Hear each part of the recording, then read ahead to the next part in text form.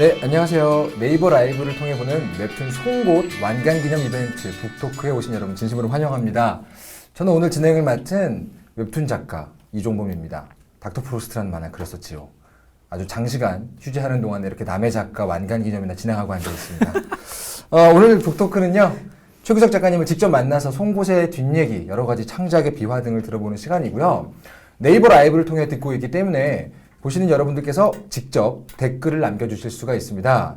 저희 오늘 옆에 게스트께서 계속해서 그 댓글을 보고 있을 거고요. 그 중에 이제 한 분을 추첨해서 최규석 작가님께서 직접 사인하신 송곳 박스 세트를 선물로 주신다고 하니까요. 저희가 보고 있다는 거죠. 댓글을 이렇게 신중하게 남겨주시면 감사하겠습니다. 오늘의 라이브는요, 주인공도 작가고 진행하는 저도 작가이기 때문에 재미가 매우 없을 수 있습니다. 그래서 재미만을 위해 섭외한 전문 방송인을 한 분 소개해드리겠습니다. 옆에 앉아 계시죠? 게스트. 전문 방송인 주호민 작가님 나오셨습니다. 안녕하세요. 안녕하십니까. 네. 무슨 방송인이에요. 네. 신과 함께 빙탕우루 등을 그리고 있는 만화가 주호민입니다. 반갑습니다. 안녕하십니까. 네. 주호민 작가님은 2006년에 짬으로 독자 만화 대상 상을 타셨고, 신과 함께 저승편으로 2010년에 독자 만화 대상 온라인 만화상 등등등등 아주 많은 상을 타신 방송인이시고요. 네. 오늘의 주인공을 먼저 소개를 해드려야겠죠? 오늘의 주인공, 1977년에 태어나셨습니다. 오래 살았어요. 1977년 진주 출생이시고요. 98년도에 데뷔를 하셨네요. 제가 중3 때네요. 수많은 상을 타셨고 수많은 작품을 쓰셨고요. 드디어 이번에 모든 작가들이 기대하고 있던 송곳의 완결을 끝내고 이곳에 오셨습니다. 최규석 작가님 오셨습니다. 안녕하세요. 안녕하십니까. 와. 20년째 만화를 그리고 있는 최규석이라고 합니다. 20년이죠? 뭐 98년 데뷔부터 따지면은 그렇죠. 네. 깁니다. 징그럽네요. 네, 이 두 분을 모시고 진행할 저는요, 닥터 프로스트를 그렸고요. 2012년 대한민국 콘텐츠 대상 장관상을 받았고요. 독자 만화 대상 온라인 만화상을 받고요. 이런 걸 자기 입으로 얘기하면 청강문화산업대학교에서 아이들을 가르치고 있는 웹툰 작가입니다. 지금 누구 방송입니까? 주인공은 최규석 작가님입니다. 이게 제가 했던 수많은 방송 중에서 가장 스케일이 큽니다. 오늘 이 네이버 라이브가 가장 스케일이 커요. 전 세계 송출이고요. 6개 국어의 자막이 바로바로 달린다고 합니다. 너무 긴장하시는 거 아니에요? 그러게요. 아까부터 지금 표정이 변화가 없어요. 약 먹고 왔어요. 무슨 약이요? 우황청심원? 뭐 그런 거요? 옛날 사람이네. 걱정하지 마세요. 오늘 저희에게는 방송인이 있습니다. 그렇습니다. 주호민 작가님 믿고 가고 있습니다. 네. 자, 일단 올해 연재를 하셨는데 6권으로 완결되는데 한 4년, 5년 걸렸어요. 아, 그런가요? 벌써, 네, 2013년 12월 연재 시작이라고 나왔네요. 그렇군요. 네, 완결한 직후의 작가의 어떤 감회를 들어보는 게 언제나 중요한데 어떤 느낌이세요? 데뷔한 지 얼마 안 됐을 때는 네. 작품 하나 끝내고 나면은 마치 오래 사귄 사람이랑 헤어진 것 같은 그런 막 슬픔 이런 진짜요? 게 그때는 그랬어요. 그때는 그랬는데 이제 20년 정도 되니까 네네. 그냥 아무 생각이 안 나요. 덤덤해요? 끝났구나. 수입은 어떡하나? 그렇죠. 이제 또 뭘 해서 돈을 벌어야 되나. 그리고 이제 좀 집에서 밥을 먹을 수 있겠구나. 그죠. 그런 거. 누워서 잘 수 있겠구나. 그렇죠. 사실 최규석 작가님 정도로 길진 않지만 주호민 작가님도 사실은 굉장히 오래 연재를 하셨잖아요. 10년 넘었죠. 근데 저는 오래 사귀던 사람이랑 헤어본 적이 없어가지고 네. 오래 사귀고 바로 결혼했기 때문에 그러셨구나. 네, 그래서 네. 어떤 느낌인지 잘 모르겠는데 근데 제가 보기에 최규석 작가님이 네네. 한 마지막 1년은 되게 힘들어하셨어요. 지금 왜 갑자기 마무리하려고 그래요?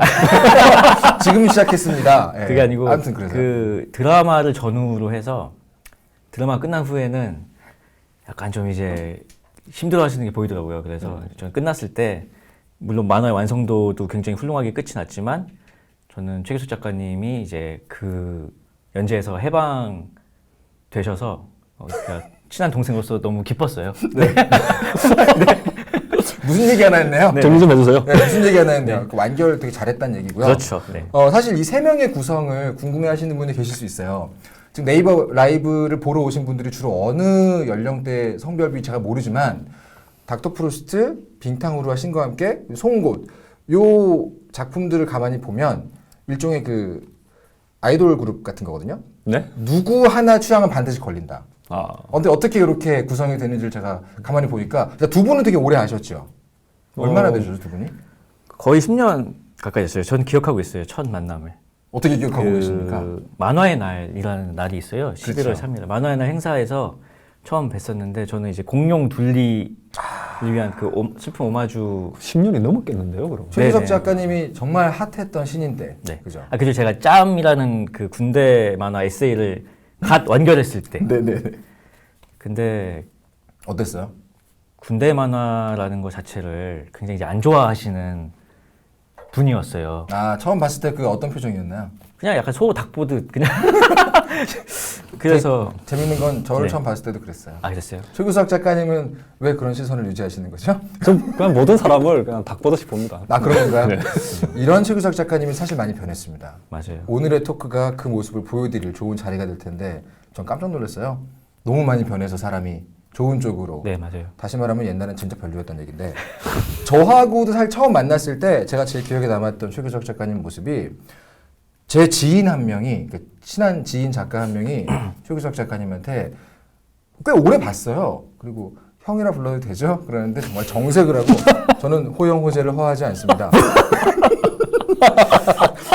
미친 사람 아닙니까? 그래가지고 저는 무서운 사람이구나. 그런 대사를 직접 자기 정말 입으로 할수 송곳 있다는 같은 거예요. 사람이었네요. 송곳 같았죠. 제가 귀로 들었던 기억이 납니다. 제 고막을 때렸어요. 어. 저는 호영호재요. 아니, 기억이 잘못된 거라고 생각합니다. 그렇습니까? 네. 그랬는데 실제로 약간 쉽게 다가가긴 어려운 면이 있었거든요. 그런데 이제 그 이후에 저하고는 청강문화산업대학교 같이 출강을 하던 시절에 매주 아침에 저를 태워주셨어요.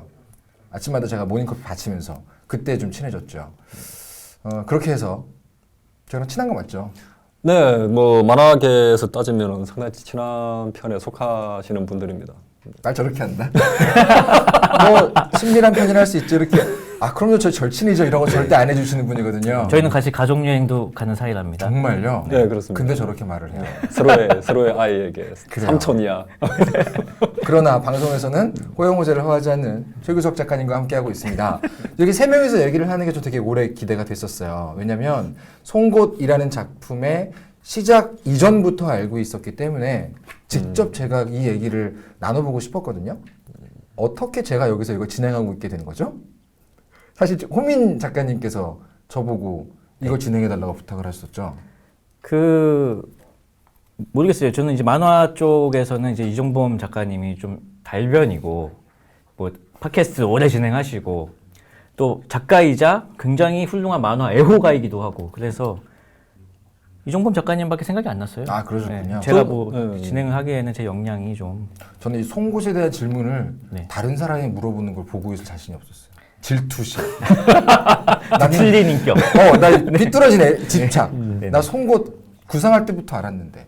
그래서 오늘 제가 아주 깊이 네. 있는 이야기를 네. 나눠보려고 왔습니다. 일단 오늘 북토크의 큰 방향을 먼저 여쭤보고 싶은데 최규석 작가에 대한 세간의 인식이 네. 만화가라기보단 약간 지성인, 지식인, 사회적인 의식이 있는 작가 이렇게 많이 조망이 됐었는데 중요한 키워드가 하나 빠진 것 같은데요. 뭔데요? 빨갱이.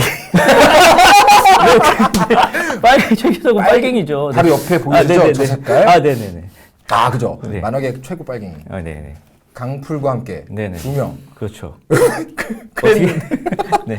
아니, 네. 세다. 책을 팔아야 됩니다, 저는. 그렇죠. 인식이. 인식이. 그런 세간의 인식에 대한 최규석 작가님의 인식은 어떠셨어요? 뭐 아무래도 뭐 사회성이 좀 많이 가미가 된 작품을 하다 보니까 뭐 그런 식으로 이제 언론이나 이런 데서 그려지게 되죠. 그래서 그 종범 작가님을 여기 그 진행자로서도 추천을 했는데 그 이유도 있었어요. 뭐였나요? 그냥 좀 만화가로서 좀 이렇게 다뤄주면 좋을 텐데. 만화가로서. 네, 사실 잘 모르거든요. 제가 만화 그릴 때는 이렇게 벼락치기를 해서 네. 이렇게 사회 문제에 대해서 이렇게 공부도 하고 고민도 해보고 하지만은 만화 이렇게 마감하고 나면 다 까먹습니다. 대부분 그렇지 않습니까? 그렇습니까? 네, 저는 다 까먹어요. 저는 아직 까먹는데. 심리학에 대해 많이 알고 있습니다만. 뭐 알겠습니다. 근데 사실 그 전부터도 이 인권 문제나 민주주의 네. 혹은 뭐 여러 가지 그 노동 관련 문제 이런 거에 대해서는 다양한 곳에서 활동을 하신 걸로 알고 있거든요. 네, 뭐 어쩌다 보니 그렇게 됐네요. 역시 취재 중에 이런 얘기들을 또 하게 될 것 같아요, 이따가. 오늘은 그렇다면 만화가 최규석에 대한 얘기를 하고 싶다. 지금까지는 불만이 좀 있었군요. 그렇습니다. 제가 이 얘기를 처음 들었을 때 주호민 작가님은 만화가보단 연예인이 어떠냐는 말을 했었죠. 무슨 뜻이죠? 연예인이요? 사실 연예인 최규석에 대한 욕망이 있지 않았냐는 말을 하지 않았나요? 아닌데요? 연예인이요? 최규석 작가님은 제가 알기로는 수줍음도 굉장히 많고 이렇게 막 나서서 이렇게 뭐를 한다기보다는 제가 알기로는 만화 외길이에요. 근데 오히려 만화 외길인데 외길 20년. 만화 외적인 부분, 어떤 뭐 사회적인 뭐 메시지라든지 그쪽으로 주목을 받아서 맞아요. 오히려 저는 본인은 이제 항상 이제 하는 얘기가 어떤 만화적인 테크닉이라든지 네네네. 이런 부분에 본인 굉장히 관심 많으시고 그런데 맞아요. 그런 부분에 대해서는 아무 데서도 질문이 없어요. 그러니까요. 아, 이 그림 컷은 이야기. 어떻게 그렸어요? 이런 질문 못 받고 맨날 그런 거 되게 좋아하는데. 맞아, 그런 거 좋아하는데 네. 오늘 신나게 여쭤볼게요. 네. 아, 사실 그 얘기 왜 했냐면 왜 연예인 얘기 나왔냐면 같은 건물에 작업실이 있는데 저희 작업실 복도 끝 반대편에 최규석 작가님 작업실이 있어요. 네. 맨날 걸어오면 옆에서 막 런웨이 같단 말을 많이 하죠. 기럭지가 아, 그렇죠. 좀 탈 한국 기럭지죠. 전화 주우민 작가님한테서 나오지 않는 기럭지여가지고 그런 말이 있지만 오늘은 만화가입니다. 자, 먼저 나눠볼 첫 번째 주제는요. 바로 송곳의 탄생입니다. 탄생. 2013년도에 연재를 시작하셨지만 훨씬 더 이전부터 구상을 하신 거라고 알고 있어요. 언제부터 처음 송곳에 대한 이야기가 머릿속에 이렇게 떠올랐나요? 구체적으로 생각했던 건 그 백도씨라는 작품을 한 뒤였던 것 같아요. 백도씨. 네, 백도씨라는 작품을 하고 그리고 그때 이제 87년 민주화 운동 그렇죠. 이야기를 그리고 나서 그 뒷이야기 그때 이제 활동을 하던 사람들 중에 뭐 국회로 가신 분들도 있고 네네네. 뭐 여러 분야로 가셨지만은 계속해서 그 자리에 남아서 활동을 하신 분들의 이야기 이걸 좀 하고 싶었는데 그렇게 하면서 좀 조금씩 구체화가 된 것 같아요. 그럼 2008년쯤부터라고 볼 수 있겠네요. 거의 10년입니다. 네. 백도씨라는 만화 모르시는 분들 계시니까 간단히 설명을 드리면 개인적으로 굉장히 좋아하는 작품이라서 제 아내가 막 타임라인에서 자기가 여러 권 사서 이벤트도 했던 만화인데 굉장히 훌륭하신 분이랑 결혼을 하셨네요. 그렇습니다. 백도씨가 이제 그런 이야기죠. 그냥 반공 정신을 아주 그냥 그 아무런 저항 정신 없이 배웠던 자연스럽게 자라난 어떤 아이가 대학교에 가서 어떤 민주화 운동이나 여러 가지 민주화 역사, 근대사에 대해 알면서 바뀌어 나가는 과정을 그리는 만화인데요. 사실은 그 중간에 나왔던 굉장히 유명한 대사에서 나온 제목이죠. 그렇습니다. 물은 99도가 아니라 100도씨에서 한 번에 끓는데 그 순간을 위해서 우리 모두가 싸우는 것이다. 뭐 이런 굉장히 멋진 만화가 있습니다. 그게 이제 섭씨 백도씨잖아요. 그렇죠. 근데 이게 어느 영문 소개에서 미스터 백도로 번역돼가지고 미스터 백도. 네, 속편 황도씨까지 기억을 했거든요. 근데 진짜요? 네, 진짜 되는 거 아니에요? 아니 진짜 아니에요, 진짜예요. 네, 어떤 행사에서 이제는 그 카타로그가 이제 번역이 되잖아요. 그러면은 한국말, 영어 이렇게 그렇죠, 이제 그렇죠. 넘어가는데 뭐야? 대표작 소개가 이렇게 되는데 거기 미스터 백도. 거의 그 미스터 백도라고. 육회집 갔는데 식스타임즈. 거의 그거예요 지금 네, 번역기로. 네. 대단합니다. 그걸 번역기로 돌린 제 만화 인생에서 가장 유쾌했던 몇 가지 순간 중에 하나였죠. 좋네요. 백도씨. 그 만화는 선거 때마다 인터넷에 한번 싹 돌아요. 그렇죠. 이 투표 동료 만화기도 하기 때문에 굉장히 저에게는 의미가 있는 만화인데 그때부터 처음 송곳이라는 그 아이템을 이야기를 떠올리신 거면 진짜 거의 한 10년 됐어요. 시작하기까지로 치면은 뭐 한 5, 6년 뭐 그 정도 될 것 같아요.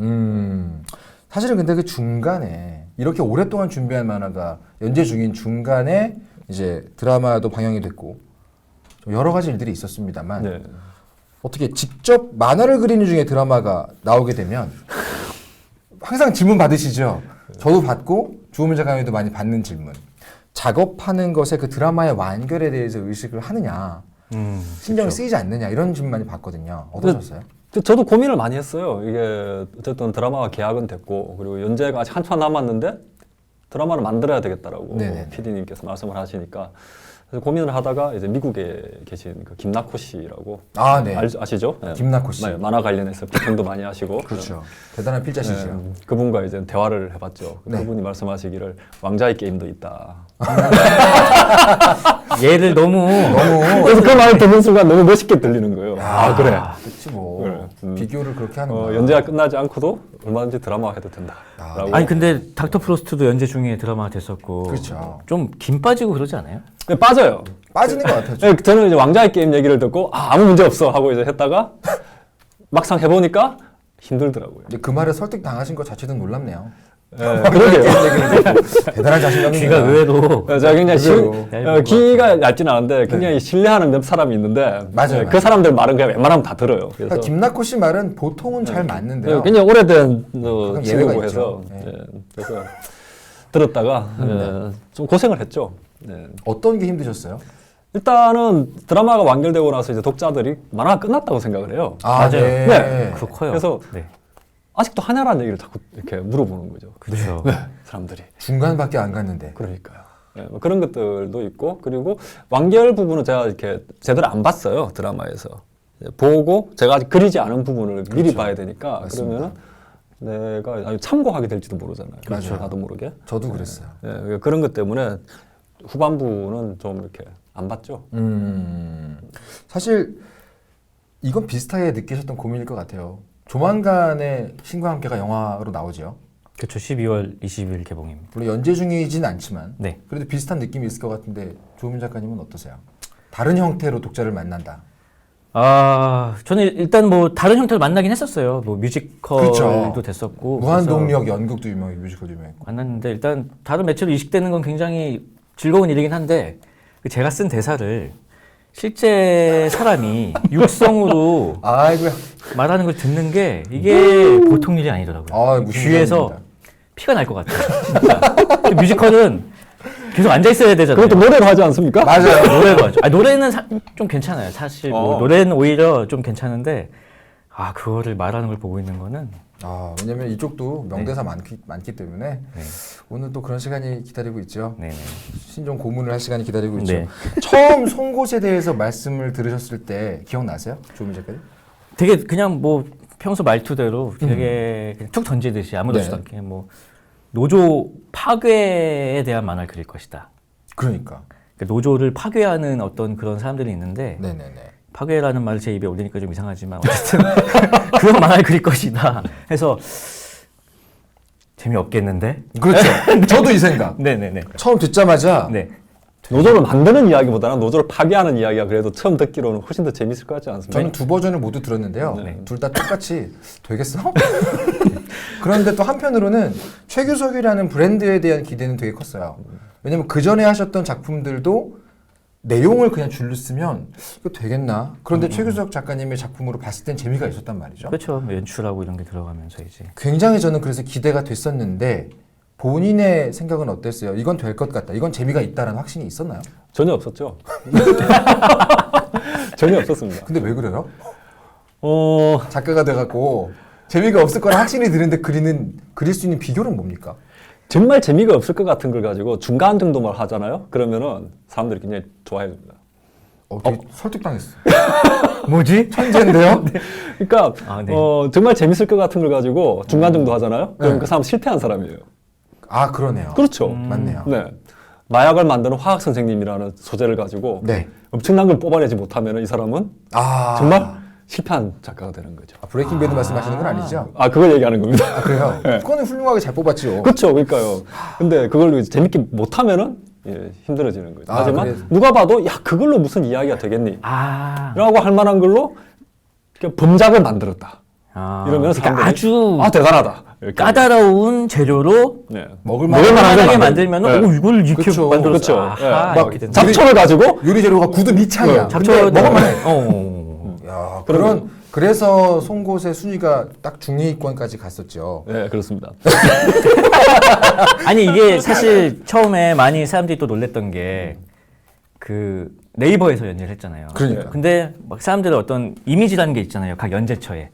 송곳이라는 만화는 이게 네이버에 어울리나? 네이버는 왜냐면 좀 소년 만화 위주고 좀 독자 연령층이 낮고 이건 누가 봐도 뭐 다음 이쪽이 어울리지 않나. 그런 말들이 있었죠. 그런 말들이 좀 많았죠. 근데 네이버를 선택하신 거잖아요. 네, 그렇죠. 어떤 이유였었죠? 그러니까 뭐 단순하게 얘기하면은 그냥 너무 어울리는 곳에 있으면은 이렇게 그냥 너무 당연해 보이잖아요. 아. 그러니까 좀 별나 보이는 곳에 있고 싶은 마음 뭐 그런 게 있었죠. 마치 전투복을 입고 풀숲에 가서 서 있는 그 느낌이에요. 아, 그렇죠. 맞습니다. 아, 저도 비슷한 고민을 했었어요. 그 닥터 프로스트라는 만화가 심리학에 대해서 오해를 좀 없애주려는 목적도 들어가 있는데 심리학에 대해 빠삭하게 알고 있는 사람한테 보여주면 의미가 없거든요. 그렇죠. 그렇죠. 심리학 뭐 최면술 배우는 거 아니야? 뭐 이렇게 생각하는 분들한테 보여준다 생각을 했던 게 기억이 나거든요. 네. 그런 의미에서 매체를 고르셨다는 거죠. 네, 그것도 있었고 그리고 네이버에서 안 해줄 줄 알았는데 네네. 그 아주 쉽게 하신다 그래가지고 어유 최교석인데. 그것도 있었죠. 아니요, 없어. 그 전에 몇 년 동안은 고사를 했었죠. 아, 그 그랬어요? 같은 소재로 고사를 하다가 네. 어느 날 갑자기 한번 얘기해봤더니 합시다라고 하더라고요. 오호라. 예, 되게 신기했죠. 여기에 얽혀있는 자세한 얘기는 송곳 단행본 1권의 머리말을 보시면 나와 있습니다. 굉장히 자세하게 어떤 생각으로 이 이야기를 만들었는지에 대한 그 첫 장면이랄까요? 그게 이제 머리말에 나와 있으니까요. 궁금하신 분들은 사서 보시면 될 것 같아요. 이 자연스러운 영어. 너무 자연스러웠어. 오늘 이 자리의 목적입니다. 아, 그렇군요. 좀 최규석 작가를 파는 것도 중요하지만 전부 몇 권이죠? 총 6권 완결이죠? 아, 네. 굉장히 잘 나왔어요. 책 이쁘게 나왔습니다. 네. 이 정도면 되겠죠? 넘어가야지 빨리. 네. 자, 송곳 하면 반드시 짚고 넘어가야 할 이야기가 있습니다. 최규석이라는 브랜드를 얘기할 때는 뭐 그림이다, 뭐 테마, 주제다 여러 가지 장점들을 얘기하지만 가장 많은 작가들이 부러워하는 최규석의 장점 뭐라고 생각하십니까? 최규석의 장점이요. 어우, 이렇게 오래 뜸들이면 안 돼요. 저 대본을 보시고요. 작품성이죠, 당연히. 그러니까 그 만화 쪽에서 이렇게 최규석이 무슨 상을 받았다. 네. 뭐 오늘의 우리 만화상 무슨 상 받았다. 그냥 뭐 그러려니 그냥 받을 사람이 받았구나. 또 받았구나. 약간 이런 느낌이 있어요. 그리고 본인도 네.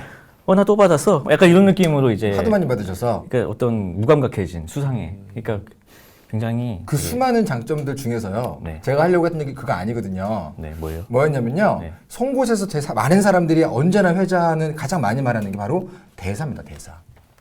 명대사. 너무 많은 명대사가 나와요. 그 명대사가 많아서 상을 받는 거예요. 아, 그렇죠. 같은, 네. 같은 말이네요. 네네네. 저 명대사. 사실은 제가 그래서 예전에 한번 여쭤봤죠.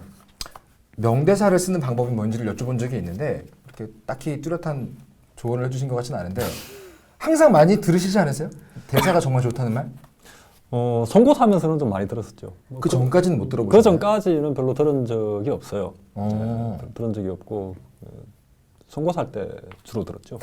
뭐가 달랐나요? 그 이전에 뭐 백도씨도 있고 아니면 숫지생태 보고서도 있고 뭐 공룡 둘리를 위한 슬픈 오마주도 있고 많은 작품들을 하셨는데 그 전에는 못 들었던 대사에 대한 칭찬을 송곳부터는 들었다.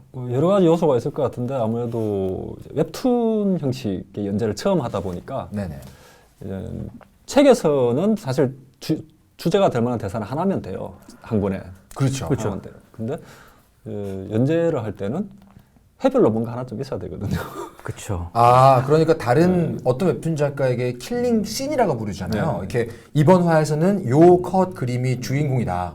그렇죠. 근데 최규석에게는 대사로도 존재하는군요. 씬도 있지만 씬은 좀 더 드물게 오죠. 음. 네, 드물게 오고 그런데 나는 이 한 회에서 뭔가 보여줘야 되고 네네. 그런 게 있죠. 그리고 그런 좀 새롭거나 낯선 대사 이런 것이 익숙한 장면 이런 것들도 이게 새로운 의미를 부여를 해주는 그런 그렇죠. 역할을 하죠. 그러다 보니까 좀 그렇게 활용한 부분도 있고요. 그리고 송곳이 주제가 아무래도 익숙치 않은 주제잖아요.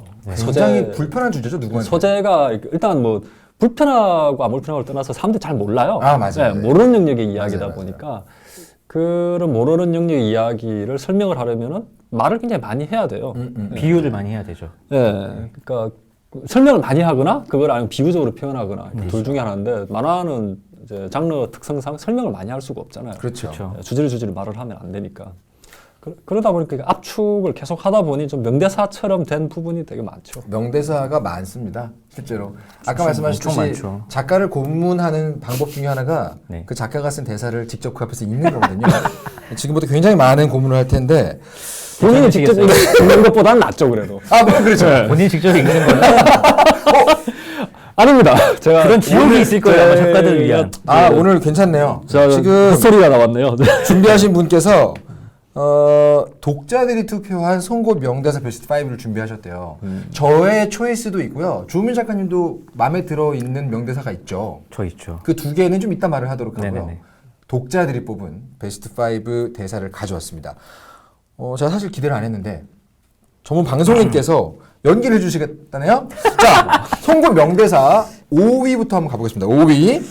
아니 큐. 이게 원래 그냥 담백하게 읽으려고 했는데 이 드라마가 나온 후에는 자꾸 안내상 씨 그 말투로 구고신. 예, 그게 자꾸 기억에 남으니까 그럼 지금 그 성대모사도 같이 하신다는 얘기시죠? 약간 그런 약간 느낌. 좋네요. 좋다. 오늘 방송 잘 네. 되겠다. 자, 그러면- 5위부터 가겠습니다. 5위 인간에 대한 존중은 두려움에서 나오는 거요. 살아있는 인간은 빼앗기면 화를 내고 맞으면 맞서서 싸웁니다. 이렇게 얘기를 하죠. 네. 잘한다. 네, 네. 소민이었습니다, 여러분. 네, 네, 네. 웹툰 작가입니다. 아, 역시 방송에는 달라요. 이 대사가 기억이 나시죠? 이거 5개 다 하는 건가요? 다 해야죠. 1위, 베스트 원, 탑, 제일 많은 인기를 얻었던 1위 대사는 작가 본인이 할 겁니다. 네? 제가요? 예. 안 됩니다. 안 됩니까? 자, 이거 굉장히 멋진 대사였어요. 네, 멋있어요. 일단 뭐 5위부터 모든 대사를 길게 얘기하면 너무 길어지니까 4위 바로 가죠. 4위 갈까요? 네. 자, 4위 뭔가요? 선한 약자를 악한 강자로부터 지키는 것이 아니라 시시한 약자를 위해 시시한 강자와 싸우는 거란 말이오. 약간 그 힘 빠지셨는데요? 아니 이게 이게 힘이 좀 빠졌네요. 이게 약간 문장이 좀 복잡해요. 이게 네, 이게 저도 쓰면서 되게 네. 좀 고생을 많이 했어요. 이거 잘 안 읽혀요. 근데 이게 너무 공감이 돼요. 저에게는 요 대사가 굉장히 중요한 대사거든요. 뭐 전체 주제이기도 하죠. 이따가도 말씀을 한번 나누긴 할 텐데 선과 악이 잘 안 나오잖아요. 최규석 작가님 만화에서는 뭐라고 할까요? 착한 쪽이 나쁜 쪽과 싸우는 그림을 좀처럼 안 그려주세요. 네. 뭐 우리 편이라고 보여지는 사람도 악한 면이 있어. 이런 얘기를 되게 잘 하시거든요. 송곳에서 되게 중요한 대사였나요? 자기에게도? 계속 반복적으로 등장을 하죠. 이게 또 좀 다른 대사로 바뀌어서 또 나오기도 하고. 그렇죠. 뭐 싫은 사람이 그밥 먹는 거 보기 싫다고 해서 밥상을 안 차릴 것이냐. 뭐 이런 이야기. 아, 그렇죠. 예, 그것도 뭐 비슷한 맥락에서 한 이야기고요. 이수인이라는 사람의 캐릭터를 꿰뚫는 어떤 대사로 이어진다고 좀 보는데 그 얘기는 잠시 후에 아 예. 저의 초이스와 연관이 있기 때문에. 자, 그러면 3위 가죠. 아 이거 약간 문어체인데. 이건 분노가 들어가야 됩니다. 아니 이거 괜찮아요. 그래요? 네, 분노가 들어가야 돼요, 이거. 네. 자, 패배는 죄가 아니오. 우리는 벌 받기 위해 사는 게 아니란 말이오. 야, 즐기고 계시죠 지금 약간? 아, 네, 아우 즐거운데요. 왜 부끄럽죠 제가? 제기가 빨개지는 거. 좀 아무렇지도 패배는 않아요. 이게 이제 어디서 나왔냐면 그 처음으로 이러한 세상이 존재한다는 것을 알게 된 어떤 여성, 그렇죠? 나이가 어린 여성이 공장에서 일을 하다가 처음으로 구고신에게서 뭔가를 배울 때 네. 노조를 반박을 하죠. 그렇죠. 노조를 하는 사람들에 대해 공감하지 못하고 이해할 수 없다는 입장으로 반박을 했을 때 구고신이 했던 얘기죠. 정확히 신자유주의에 대한 최규석 작가의 입장이라고도 볼 수 있지요. 아 그렇습니까? 그렇지 않습니까? 구보신의 입장이죠. 그렇죠. 죄송합니다. 안 제 입장은 알려주시네요. 2위랑 1위는 정말로 많은 사람들이 댓글에서 공감을 했죠. 그렇죠. 네. 명대사예요, 정말. 2위랑 1위를 하나씩 듣고 나서 저희가 뽑은 명대사로도 한번 얘기를 해보겠습니다. 2위 가시죠. 사람들은 옳은 사람 말 안 들어. 좋은 사람 말을 듣지. 통찰이 들어가 있습니다. 그렇죠. 이런 데서 어떻게 생각하세요? 저는 못 쓸 것 같아요. 왜요? 어려워. 오그라들어서? 너무 부끄러워가지고. 그러니까 농담이고요. 이수인이라는 어렵죠. 사람이 굉장히 좀 스킨십에 약하잖아요. 그쵸. 그러니까 운동을 해야 되는데 밥 먹는 것도 싫어하고 사람들 약간 이렇게 약간 선을 좀 긋는 그런 타입이라서. 호영호재 안 하고. 소위 말하는 호영호재 안 호영호재 안 하고. 네네네. 딱 이수인이네. 소위 그 뭐라고 하죠? 인간 사이에서 좀 이렇게 부대끼는 종류의 행동을 못하는 사람이잖아요. 그렇죠. 어떻게 작가 본인이 좀 들어가 있나요 그런 거? 네, 그런 건 저랑 좀 비슷한 면이 많죠. 예. 역시. 아까 말씀하셨다시피 서로 말 놓는 걸 굉장히 좀 힘들어 하거든요. 네. 많이 힘들어하시죠. 네, 그렇죠. 너무 힘들어하시더라고요. 한 2년, 3년 네. 뭐 이래서 되면 이제 그때 이제 말을 뭐 놓는 경우가 있고. 이수인에게 내가 많이 들어가 있다. 그 얘기도 이따가 이제 캐릭터에 대해 얘기 나눌 때 집요하게 여쭤볼 텐데요. 개인적으로 저는 이렇게 대사가 어떤 사람의 캐릭터와 성격을 한 번에 보여줄 때 되게 쾌감이 느껴지는데 네. 개인적으로는 최규석 작가님이 대사를 쓸 때 제일 중시하는 것들이 뭔지 궁금해지게 만들었던 대사예요. 그래서 오늘 1위 대사를 들어보고 나서 그에 대해 한번 여쭤보겠습니다. 자, 일단 1위 보시죠. 가장 많은 사람들이 기억하고 있는 멋진 대사입니다. 이거 최규석 작가님이 맞다. 1위는 최규석 작가 우리 직접 낭독하시는 걸로. 원작자 최규석 작가의 네. 목소리로 1위 대사를 네. 독자들이 뽑은 송곳의 명대사 베스트 1입니다. 제가 상상했던 구호신의 말투로. 오, 좋습니다. 최규석 버전으로다가 제가 생각했던 구호신은 좀 더 약간 좀 신경질적인 느낌이 드는 아, 예. 이런 사람이었습니다. 그래서 서른 대가 바뀌면 풍경도 달라지는 거야. 그냥 형 말투인데요? 알겠습니까? 최규석 말투인데요? 동남방언인군요. 죄송합니다. 아닙니다. 예상 외로 네. 자연스럽게 해주셔서 전 그 사실 이 대사가 나오기 전에 앞에 대사가 되게 많아요. 그렇죠. 그러고 이제 마지막에 방점을 딱 이 대사로 찍죠. 거기서 이제 소름. 소름이 쫙 올라오죠. 네. 전 사실 방금 좀 긴장했거든요. 괜히 또 무리해서 연기하시면 내가 부끄러운데 평소 자기 말투대로 해주셨어요. 네네네. 머릿속에는 구고신의 말투가 방금 그런 느낌이란 얘기죠? 네, 좀 날카롭고 음. 네, 신경질적이고 그런 느낌? 네, 생긴 것도 좀 신경질적으로 생기지 않았습니까? 그렇죠. 그렇죠. 마르고. 그렇죠. 이 좋은 대사란 무엇인가라는 만약에 어떤 수업이 있다면 사실은 이 대사가 거의 다 알려준다고 좀 보거든요. 그렇습니까? 압축적이고 상징적인 의미를 갖고 있는데 캐릭터도 사실 보여주잖아요. 그렇죠. 과연 최규석 작가가 대사를 쓸 때 가장 중시하는 게 뭘지가 궁금해집니다. 어떤 것들을 신경을 쓰세요? 아까 말씀하셨던 압축이나 이런 것도 있지만 근데 저는 이게 좋은 대사라고는 별로 생각을 안 해요.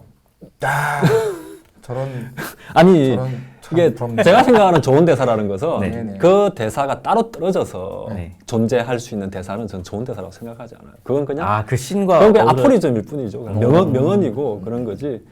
그 씬에 들어가 있었을 때 이 대사가 아니면은 안 되는 대사라는 게 존재하죠. 그랬어요, 근데. 그랬어요. 그럴 때 그게 근데 이거는 독립적으로 존재 가능하잖아요. 이런 대사들은. 근데 컷이랑 같이 있을 때 더 좋았다고요. 네. 알겠습니다. 명대사네요. 되게 겸손하다고 하신다. 겸손이 아니고 그냥 저의 이렇게 창작관에서는 이렇게 명대사로 이렇게 뽑기는 좀 힘이 든다.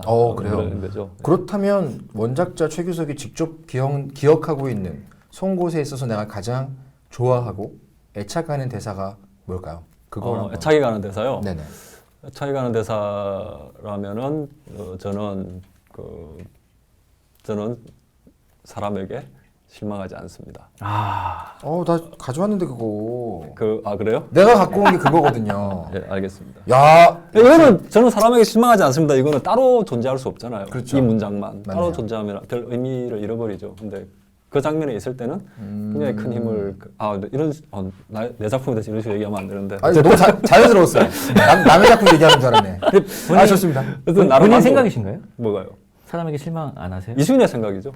그러니까 그 본인의 생각은 거기 들어있지 않아요? 그 부분에 있어서. 뭐 저는 그럼- 들어있다고 봅니다. 그냥 그 상황에 처한 어떤 사람은 이렇게 생각할 수 있겠다를 생각하는 거지.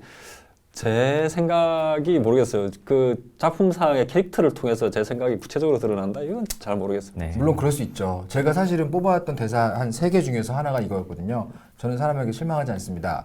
근데 그 이수인이 그 말을 하는 순간 제가 머릿속에 딱 떠올랐던 최규석 작가님의 일화가 하나 있죠.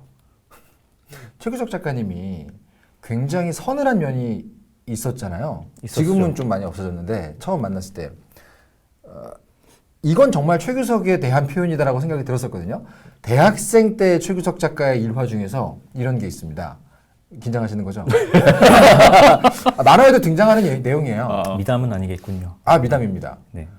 그 당시에도 그래도 이제 대학교에서 선배가 후배를 이렇게 좀 얼차려를 준다거나 있죠. 예. 요즘도 많죠. 요즘도 많죠. 그때 이제 최규석 작가의 동기들이 후배에 얼차려를 주는데 네. 최규석 작가가 가갖고 그 후배들 사이에 같이 얼차려를 받았던 왜죠? 일화가 있습니다. 그건 뭐죠? 말리는 게 아니고. 그리고 그냥- 나서 이제 일어나가지고 얘기한 거죠. 하지 말라.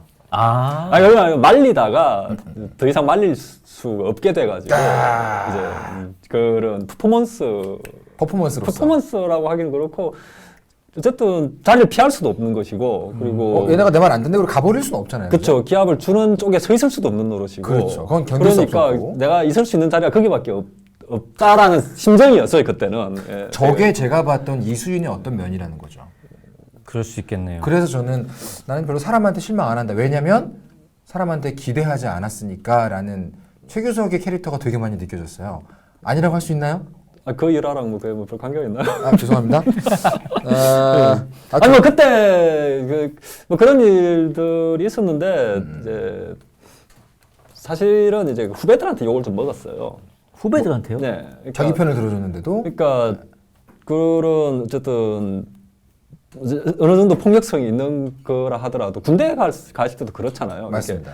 이렇게 조직이 잘 돌아가기를 바라는 그런 종류의 인물들이 있죠. 있죠. 네네. 예, 그러니까 후배들 중에도 당연히 본인들도 선배가 되면 이렇게 할 것이고 그리고 그렇게 해야 과가 잘 돌아간다고 생각을 하는 친구들은 왜 일을 이렇게 하느냐. 깔끔하게 한번 하고 같이 막걸리 한 잔 마시면서 풀고 이렇게 하는 것이 조직 생활 아니냐라는 거죠. 어떤 그 폭력의 대물림을 시스템적으로 수용한 사람들은 네, 뭐 그렇죠. 선후배 무관이 최규석 작가님 같은 행동을 싫어할 수 있겠네요. 네, 그래서 후배들한테 좀 비판을 받고 그런 것들이 이후의 대사들, 작품 활동 이런 거에 좀 영향을 미치는 부분이 있는 것 같아요. 최규석 작가님이 뽑으신 대사는 나는 사람에게, 인간에게 실망하지 않습니다. 주호민 작가님은 자기 작품 중에서 예. 제 작품이요? 성분 얘기 잠깐 안 할게요. 주호민 작가님 본인이 자기 작품 중에서 기억에 남고 애착에 남는 대사 있습니까? 기억에 남는 거는 옛날 무한동력 연재했을 때 이제 많이들 이제 인용을 퍼가신 게 그 대사요? 뭐 죽기 전에 못 먹은 밥이 생각나겠냐, 못 이룬 꿈이 생각나겠냐, 뭐 그런 대사였는데 굉장히 많은 패러디도 있고. 아주 많은 예, 패러디가 있었죠. 그게 이제 10년 전에는 꿈의 방점을 찍고 쓴 대사였는데 10년이 지난 지금 만약에 누군가 저한테 그렇게 물어보면 뭐가 생각날 것 같습니까? 전 주저없이 밥이라고 밥을 먹어야 꿈을 꿀 수 있다. 밥이 중요하죠. 그때는 아니 왜냐면 맞아요. 그게 뭐 제가 뭐 돈을 벌고 막 이래서 그런 게 아니고 그 사이에 이제 막 뉴스들을 보면 이제 맞습니다. 생활고로 인해서 이제 이렇게 쓰러진 그런 창작자들이 되게 많았어요. 그렇죠. 맞습니다. 그래서 그런 것들 보면서 꿈이라는 게 그 최소한의 밥을 먹어야지 꿀 수 있겠구나 뭐 그런 생각들을 하게 된 거죠. 그렇죠. 네. 여전히 그 대사가 와 다 있나요? 아니면 제일 그렇게 생각이 바뀐 게 기억에 남아서 기억에 남아 있어요. 그렇군요. 알겠습니다. 제가 뽑았던 선고 속의 명대사가 또 어떤 게 있냐면 네. 나는 모든 곳에서 누군가의 걸림돌이었다. 지금 열차 에피소드도 약간 그런 거 아니에요? 그렇죠. 이게 저 왜 마음에 나왔냐면 사실은 그 이수인이라는 캐릭터를 설명할 때 왜 저희가 그런 거 있잖아요. 제가 그걸 좋아하거든요. 어떤 친구가 연애를 시작했거나 새로운 친구를 사귀었다고 하면 제가 이렇게 물어봐요. 어떤 사람이야? 이렇게 물어보면 보통들 설명하기 되게 어려워합니다. 뭐 어느 회사 다녀, 무슨 일 해, 몇 살이야, 어디 살아 이런 건 얘기하는데 그 사람이 어떤 사람이냐라고 물어보면 답하기 굉장히 어려워하더라고요. 근데 만약 제가 최규석 작가님한테 이수인 어떤 사람이에요? 라고 물어본다면 가장 잘 이해되게 설명하는 대사가 이거인 것 같아요. 어디서나 누군가의 걸림돌이었어. 그래서 정말 캐릭터를 잘 보여주는 대사가 아니었나 이런 게 아닌가. 어떻게 생각하십니까? 네, 그 걸림돌이었다가 이제 저랑 겹치는 부분이 많아요. 이렇게 이수인의 초반 이야기들은. 네네. 그러니까 뭐 고등학교 다닐 때도 이제 뭐 후배를 때리는 친구랑 이렇게 다투게 된다거나 하는 그런 것들도 있었고요. 거기에서 이제 거기까지는 이제 저를 생각하면서 자평하는 어떤 대사이고 뭐 이 부분에 최규석이 들어가 있군요. 예, 여기에 이제 여기까지만 들어가 있죠. 사실. 예. 본인도 어딘가에서 누군가의 걸림돌이었다 언제나. 네, 그렇죠. 다 같이 막 형 동생 하고 싶은데 허용호제를 하지 않습니다. 턱 걸리거든요. 저는 지금 이해할 수 있습니다. 근데 뭐 그 부분 제가 이제 그런 태도로 인생을 살았다라고 하는 거에 대해서는 군대에 가면서 많이 반성을 했어요. 그래서 이수인도 군대에서. 그러니까 이수인은 어쨌든 군대에서도 또 비슷하게 네. 이렇게 행동을 그렇죠. 하는데 저는 군대에서 그렇게 못했죠. 네네. 군대에서는 이제는 과하게 행동을 하면 이제 영창에 들어가지 않습니까? 그렇죠. 그 두려움이 그래서- 없었기 때문에 그러면 그런 행동을 할 수 있었던. 네, 그렇다라고 전까지는. 하는 반성을 한 거죠. 그러니까 군대에서도 어쨌든 좀 문제 제기도 하고 했지만은 사회에 있을 때보다는 훨씬 더 좀 조심스러운 네. 태도로 페널티가 크니까요. 네, 그렇게 네. 했었죠. 저한테 그 말씀 하시는 게 기억이 나요. 감옥에 갈 정도의 상황이 되니까 내가 안 하더라고. 네. 나는 그 정도만 정의로웠던 거야. 이 말씀을 저한테 한번 하신 적이 있는데 명대사네요. 네. 제가 그렇게 말을 했나요? 저는 그 워딩을 기억해요. 딱 그 정도만 정의로웠던 거지. 뭐 이런 말씀을 하셨는데 이 사람 일상 속에서도 명대사 쓰는구나. 명대사 기계네 기계. 그냥- 이거 툭 치면 나오는 거 아니에요? 뽑기에 뽑기. 그러니까. 누르면 나와요. 아유 참. 오늘도 몇 개 걸릴 수 있으면 좋겠는데 주호민 작가님이 뽑으신 송곳 속의 명대사 한번 들어보고 싶습니다. 저는 이수인이 이제 흑화하는 장면이 하나 있습니다. 그러니까 그동안 굉장히 매너 있게 싸우다가 거기 너무 세지 않아요? 그거 안 할 거예요. 그래서 거기 대사가 안 나오는데요. 나옵니다. XX 이렇게 그렇죠. 나오거든요. 이제 아, X가 그러네요. 나오는데 이제 자신 앞을 막아서는 이제 회사 측 그 여성 간부에게 이제 귀에다가 이렇게 되고 얼굴을 고개를 내밀고 처음에는 이렇게 계속 준다면 제발 비켜주세요. 제발 우리 막 이러다가 나중에는 이렇게까지 안 하셔도 되잖아요. 네, 꺼지라고 삐. 뭐뭐 삐 하고 여기 나오죠 이제 와 거기는 그 부분 송곳 네. 6권입니다. 6권에 나오고요. 네. 정말 소름이 쫙 돋는 컷이었거든요. 그렇죠. 왜 소름이 돋았나요? 그 캐릭터의 변화의 축이 있잖아요. 어떻게 변화의 순간을 보여줄지는 모든 작가들에게 고민거리입니다. 얘가 지금 변했어. 어떤 선택을 내렸어. 라고 작가는 아는데 독자가 그걸 충격적으로 보는 광경을 그리긴 어렵죠. 근데 그 한 페이지는 그렇죠. 정말로 큰 충격이었어요. 드라마에서도 이제 그 장면이 굉장히 인상 깊게 남아요. 굉장히 잘 재현했어요. 거의 똑같이. 아직 나오지도 않은 작품을 미리 재현을 한 거죠. 그 재현이 아니죠. 스포라고 해야 되나? 저도 굉장히 개인적으로 충격적이었던 부분이고 그 대사가 기억에 그 납니다. 엄청 괴로워요. 그거 하자마자 또 엄청 괴로워요. 괴롭죠. 그런 캐릭터가 그 대사를 한다는 건 궁금하시죠? 어떤 대사를 했길래 과연? 6권에 나옵니다. 네. 저 또 하나 대사 갖고 왔어요. 뭐였냐면 1권의 170페이지에 나오네요. 날 치워봐라. 이거 뭐죠? 최고죠. 아니지. 나오고 괜찮은 대사죠.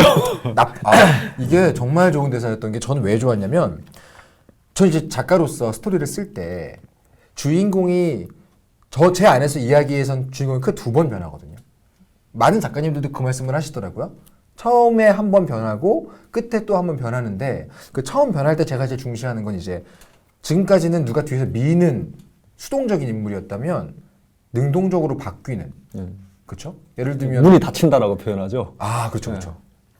딱 뒤에서 문이 닫히고 이제는 주인공이 직접 액션에 들어간다. 그런 식의 어떤 그 기점이 있어요. 그때 그걸 너무 잘 느껴지게 했던 한 컷이었어요. 그렇죠. 나 이제 싸울 거다. 싸울 거다.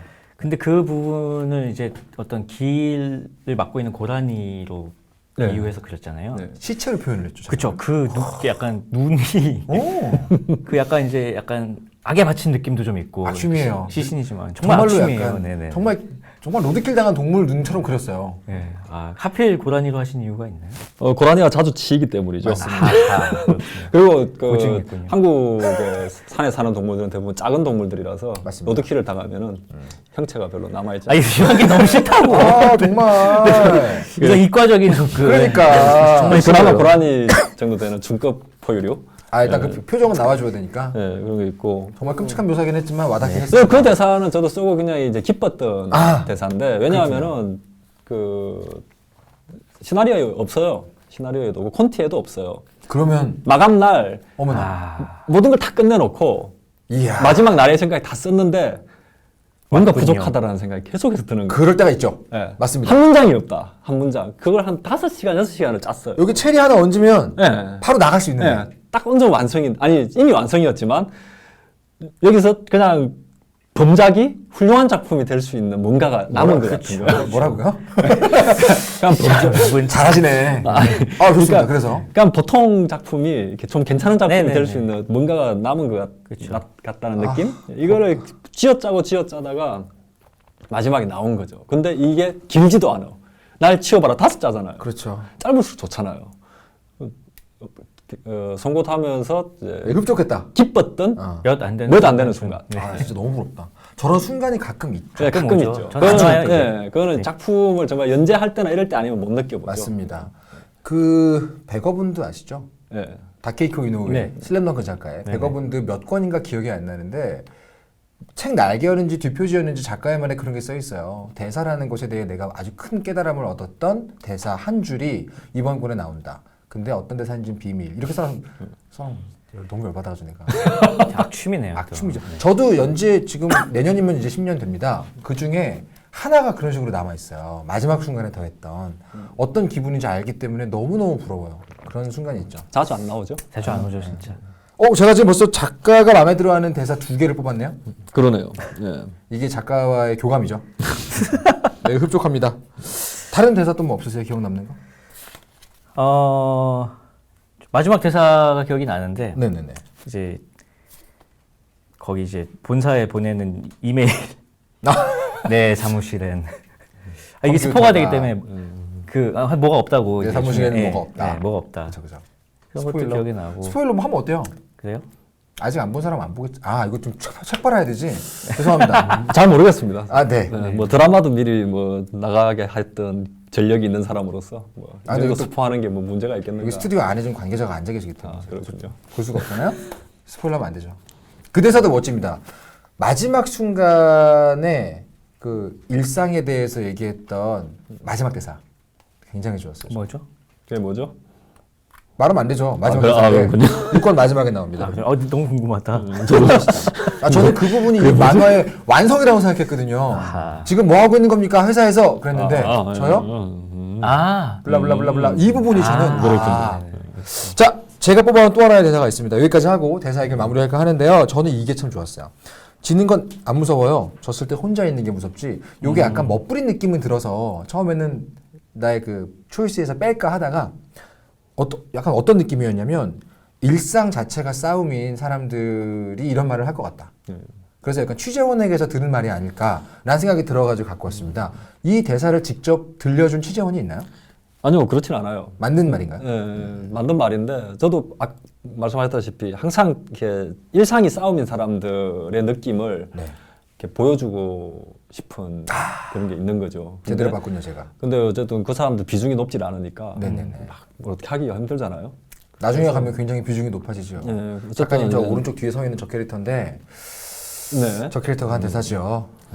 그 나중에 그 고라니가 길 한복판에 서 있는 그림이 나중에는 이제 동물들이 가득 차서 코끼리가 이렇게 코로 감싸주는 그림이 있거든요. 맞아요.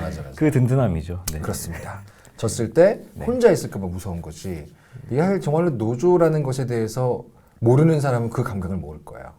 이 만화를 통해서 처음 느끼는 사람이 있지 않을까라는 생각에서 저도 모르는 감각이고 그래서 취재를 하면서 그 사람들을 통해서 내가 느끼는 감각이 이제 이런 대화로 나온 거죠, 여기서는. 확실히 취재원과 나누는 얘기들이 이런 대사를 쓰는데 도움이 됩니까? 취재를 하지 않으면 그 사람들의 느낌까지 알기는 되게 힘들어요. 아무래도. 계속해서 물어보고 그리고 그분들도 사실 몰라요. 본인들이 뭘 느끼는지. 네. 그거는 집요하게 묻지 않으면 잘 안 나옵니다. 그렇죠. 그래서 많이 친해진 뒤에나 좀 나오죠. 네, 그러면. 그래서 계속 묻고 또 물었을 때 이제 그 어떤 느낌 그런 거를 이제 잡는 거죠. 알겠습니다. 자, 지금 대사가 너무 좋은 대사가 많아서 상당히 오랫동안 대사 얘기를 했는데 네. 사실은 개인적으로 대사 말고 더 얘기하고 싶었던 코너가 바로 다음 코너입니다. 송곳 같은 사람들이라고 적어봤어요. 캐릭터에 대한 얘기를 안 할 수가 없습니다. 이 송곳뿐 아니라 최규석 작가님 만화에 등장하는 모든 인물들은 단편적인 인물이 거의 없죠. 굉장히 살아있다는 느낌을 받게 되는데 캐릭터에 대한 최규석 작가의 입장 같은 것 좀 듣고 싶습니다. 제가 이 질문을 갖고 왔어요. 처음에 만화가 시작되면 국어신이 이수인보다 먼저 등장을 합니다. 그 떼인 돈 못 받아내는 그 짜장면집 배달원 얘기로 나오죠. 근데 어떤 캐릭터를 제일 먼저 독자한테 보여줄 것인가? 이거 저도 좀 고민 많이 하거든요. 왜 국어신이 먼저였나요? 일단 이게 국어신 이수인 이 두 인물이 끌고 가는 이야기인데 저한테는 좀 국어신이 주인공이라는 느낌이 좀 있어요. 아, 그렇군요. 네, 그런 부분도 있고 그리고 초반에 이제는 이수인의 개인 서사가 안 들어갈 수가 없는데 그렇죠. 그게 좀 길어요. 음흠. 네, 군대 얘기요. 그 불안감 때문에 제가 과연 이 이야기로 독자들을 끌고 들어갈 수 있을까 하는 불안감 때문에 누구나 이게 경험해봤을 만한 네네네. 어떤 이야기들을 초반에 좀 많이 집어넣었죠. 그러다 보니까 좀 늘어지죠. 그래서 신선한 이야기를 제일 앞에다 배치하는 게 좀 낫겠다. 그게 임팩트가 있다고 좀 할까요? 약간 활극적인 면이 있어요. 네. 약간 통쾌함도 있고 그래서 아주 일화를 구고신의 그 에피소드란 거는 정말 좋은 선택이었던 저도요. 것 같아요. 그 초반에 루저함을 이렇게 제일 처음에 나왔던 어떤 이상한 아저씨에 대한 기대감으로 어떻게든 좀 버티게 할 수 있지 않을까. 그런 기대를 좀 했었죠. 개인적으로 제가 생각했던 건 그거였어요. 저는 주인공 캐릭터한테 필요한 게 두 개라고 보거든요. 하나는 좀 공감할 수 있는 면과 또 하나는 동경을 할 수 있는 멋진 면. 이 두 가지가 같이 있어야 주인공으로서 좀 매력이 산다. 그런 생각을 하고 있는데 엄밀히 말하면 여기 두 사람 중에서 동경할 만큼 능력자의 모습을 보여주는 건 구고신이고 변해가는 과정을 따라가면서 공감하게 만드는 건 이수인에 가깝죠. 네, 그렇죠. 그런 면에서 좀 동경 쪽의 포인트를 맞춰서 시작했다. 이렇게 생각을 했어요. 아무래도 네이버였기 때문이 아닐까라는 생각도 하고요. 그거는 별 관계가 없었을 것 같습니다. 그렇군요. 예. 독자가 누구에 상관없이 네. 구고신이 먼저였다. 가장 좋아하는 인물 있나 송곳에서? 저는 구고신을 사실 좋아하긴 하는데 네. 아니 아무래도 네이버라고 말씀하셔서 생각이 났는데 네네. 이 둘이 동인지 아니 브로맨스 있는 거 아세요? 엄청 유행했었어요 트위터에서. 막 이- 제가 봤던 거는 그 가스톤과 이수인이었는데요. 아니 정말? 이 둘 커플이 있었고 아 굉장히 본인도 굉장히 즐기셨어요. 제가 봤을 때. 즐기셨다고요? 네네. 재밌었나요? 뭐 좋아합니다. 확실히 자기 작품을 다른 코드로 해석하는 건 즐거운 일이죠. 동인지 안 나왔어요? 모르겠어요. 뭐 저는 좀 몇 개 나왔어요. 아 많이 나왔죠. 성인 취향도 약간 있고. 그 또 원작자가 그런 게 너무 또 관심 기울이는 게 예의가 아니라고들 또 그러시더라고요. 그래요? 그쪽에는 저는 약간 제 거- 이렇게 제 거 나왔을 때 막 되게 좋아했는데 네, 그러니까 뭐 전시 같은 거 하시잖아요, 그분들. 그러면은 이제 가서 사셔야 가볼까라는 생각을 했는데 아. 그 예의가 아니라고 하더라고요. 그래서 굉장히 불편해할 거예요. 그렇죠. 네, 그래서 못 가겠더라고요. 왜 여기 왔어? 막 이럴 거 아니에요. 눈치도 없이 뭐 맞아, 이러니까. 맞아. 눈새라 그러죠, 눈새. 네. 어머나 웬일이야. 네. 일단은 굉장히 캐릭터 사이의 케미스트리가 네. 화학작용이 좋다는 평을 받은 게 그런 식으로 드러나요. 그렇죠. 가스통 상사죠. 프랑스에서 온 상사와 이수인 간의 그런 어떤 그 집착에 가까운 위계 관계 이런 것들도 상당히 아니, 동인. 처음에 이렇게 바에서 같이 술을 기울이고 있는 장면이 있어요. 너 사이 같은 좋을 상사가 둘이면 좋겠어. 내가 두 사람 일을 하면 된다. 걱정 마. 너무 나중에는 메르드 결국은 이제 그렇게 되죠. 결국 이 두 사람은 그렇게 될 것을. 네. 자, 구고신과 이수인의 얘기를 아무래도 안 할 수가 없습니다. 모든 캐릭터가 매력적이긴 하지만 구고신이라는 캐릭터 일단 이름부터 지금 많이 알려져 있지만 한 번 더 말씀을 해주시죠. 어떤 의미로 지은 이름이신지. 구고신, 이수인. 아직도 이렇게 고구신으로 이제 헷갈리시는 분들이 많은데 고구신이 아닙니다, 여러분. 예, 구고신입니다. 구고신입니다. 만화에서도 한번 그걸로 이제 개그를 쳤는데 하여튼 처음에는 이제 좀 부르기 쉬운 이름, 네네. 장그래 이런 것처럼. 장글에 편하죠. 예, 그래서 고고싱이라는 말과 이렇게 느낌이 비슷한. 고고싱이요? 고고싱. 뭐예요, 아저씨? 아니 그러니까요. 고고싱 너무 옛날. 또 아저씨 캐릭터잖아요. 죄송합니다. 그래서 맞네요. 그래서 그런 느낌으로 이렇게 만들면서 그리고 이제 그 고문이라는 의미를 가지고 있는 고신, 그렇죠. 네, 이거를 갖다 붙였죠. 그래서 이게 구고신 이렇게. 그럼 가지고. 이수인은 수인. 짐승인가요? 아니요. 수인할 때 그 수인이 짐승 수환기 할 때. 수환기 할 때. 아니죠. 이수인의 그 수인은 수인 번호. 네, 거기 뭐 그렇죠. 만화에도 이렇게 잠깐은 이렇게 나오는데 죄수라는 뜻이죠. 그렇죠. 그리고 이제 캐릭터를 떠올렸을 때 어떤 이미지라는 게 있잖아요. 굉장히 그 갸녀리고 위태위태해 보이고 한 그런 발음, 그런 발음. 그렇죠. 수인. 수인. 깨질 것 맞네요. 같잖아요. 그러네요. 깨질 것 그렇죠. 같죠. 근데 그 이수인이 어떤 감옥에 갇혀 있다고 상상을 하셨어요? 느낌적으로? 실제로 이제 만약에 이 이야기가 굉장히 길어진다면 나중에 갇힐 것이고요. 실제로 감옥에. 네, 감옥에 가겠죠. 만약 뒷 이야기까지 나온다면은 감옥에 갈 것이고 그리고 자신이 정한 어떤 원칙. 원칙이 있는 거죠. 그 안에 이렇게 계속 갇혀 있는 사람이라는 느낌. 그 원칙을 깨지 못해서 본인도 괴로운. 그렇죠. 굉장히 괴로운 표정을 하면서 손을 들어요. 군대에서도 그렇고 그렇습니다. 나 왜 이러지? 이러면서 난 도대체 어떻게 생겨먹은 사람인가? 날 좀 말려라. 날 말려봐라. 그냥 형이라고 부르기 하면 되잖아. 이러면서 호영호제를 화하지 않을까. 그게 안 되는 내가 너무 괴롭다 하도 되잖아요. 그렇죠. 자, 일단 구고신이라는 캐릭터의 욕망과 두려움에 대해서 얘기를 해보겠습니다. 제가 항상 이런 식으로 작가님들에게 질문을 많이 해요. 당신이 만든 캐릭터는 어떤 욕망 혹은 집착과 어떤 두려움을 양쪽에 끼고 있습니까? 저는 그걸 항상 물어보거든요. 어려운 얘기네요. 어렵지만 아마 작가 안에는 원래부터 있지 않았을까 그 생각이. 구고신은 어떤 욕망과 두려움? 꼭 둘 중에 하나. 구신의 욕망은 정치적 욕망이죠. 자신의 정치적 의지를 세상에 관철시키는 것. 네. 이것이 구신의 욕망이고, 그렇게 하지 못할 것인가 두려워하는 것이 구신의 두려움이죠. 제가 느꼈던 게 그거였어요. 과거 노조원의 아내가 현재 노래방 직원으로서 잠깐 등장을 했을 때 대사가 나오죠. 네. 2권인가 3권인가 그런데 그걸 통해서 딱 느꼈던 게 지금 구고신은 원대한 야망이나 정의에 대한 열망보다는 어떤 종류의 죄책감, 죄의식에 완전히 잡혀있구나라는 느낌을 받았거든요. 어떻게 생각하십니까? 완전히 붙잡혀 있는 상태 단계는 아직 아니었을 거라고 봐요. 네네. 근데 이제 저는 구고신이라는 사람의 일생에서 송고 작품 안에 등장하는 그 시기가 바로 그런 죄책감에 이제 좀 붙잡혀 가기 시작하는 단계. 네. 그 단계가 이제 이 작품에 이제 담겨 있다라고 저는 생각을 하는데, 네네. 뭐 그런 구고신의 어떤 그 두려움의 1단면이 거기서 드러나는 거죠. 그리고 이수인을 만나면서 또 이 사람도 그렇게 되지 않을까라는 네. 어떤 공포, 이런 것. 그렇다면 이수인 같은 경우는 어떻습니까? 이수인이라는 캐릭터의 욕망과 두려움, 집착과 두려움 이런 건 이수인의 욕망도 정치적 욕망이죠. 정치적인 욕망을 되게 넓은 의미잖아요. 좀 자세하게 네. 좀 이렇게 친절하게 설명을 해주시면. 이수인은 심플하게 살고 싶어하는 사람이에요. 예. 심플하게. 그리고 자기에게 주어진 일을 이렇게 확실하게 해내면 그냥 더 이상 신경 쓸 것이 없는 그런 삶을 살고 싶다. 그래서 군대가 잘 맞았던 거기도 하고요. 그렇군요. 그래서 군대는 굉장히 사소한 일들까지 다 그게 룰이 정해져 있지 않습니까? 몇 시에 뭐 하고 몇 시에 뭐 하고. 그렇죠. 취향 그거를- 저격이죠, 그게. 네. 원칙주의자인 이수인에게는 최고의 그러니까 천국. 이수인한테는 이렇게 매뉴얼이 하루 종일에 대한 매뉴얼이 다 있는 직업인 거죠. 그래서 그게 매우 좋았는데 그 매뉴얼을 계속 벗어나야 되는 일들이 네네네. 계속 생기는 거죠. 그거에 대한 괴로움.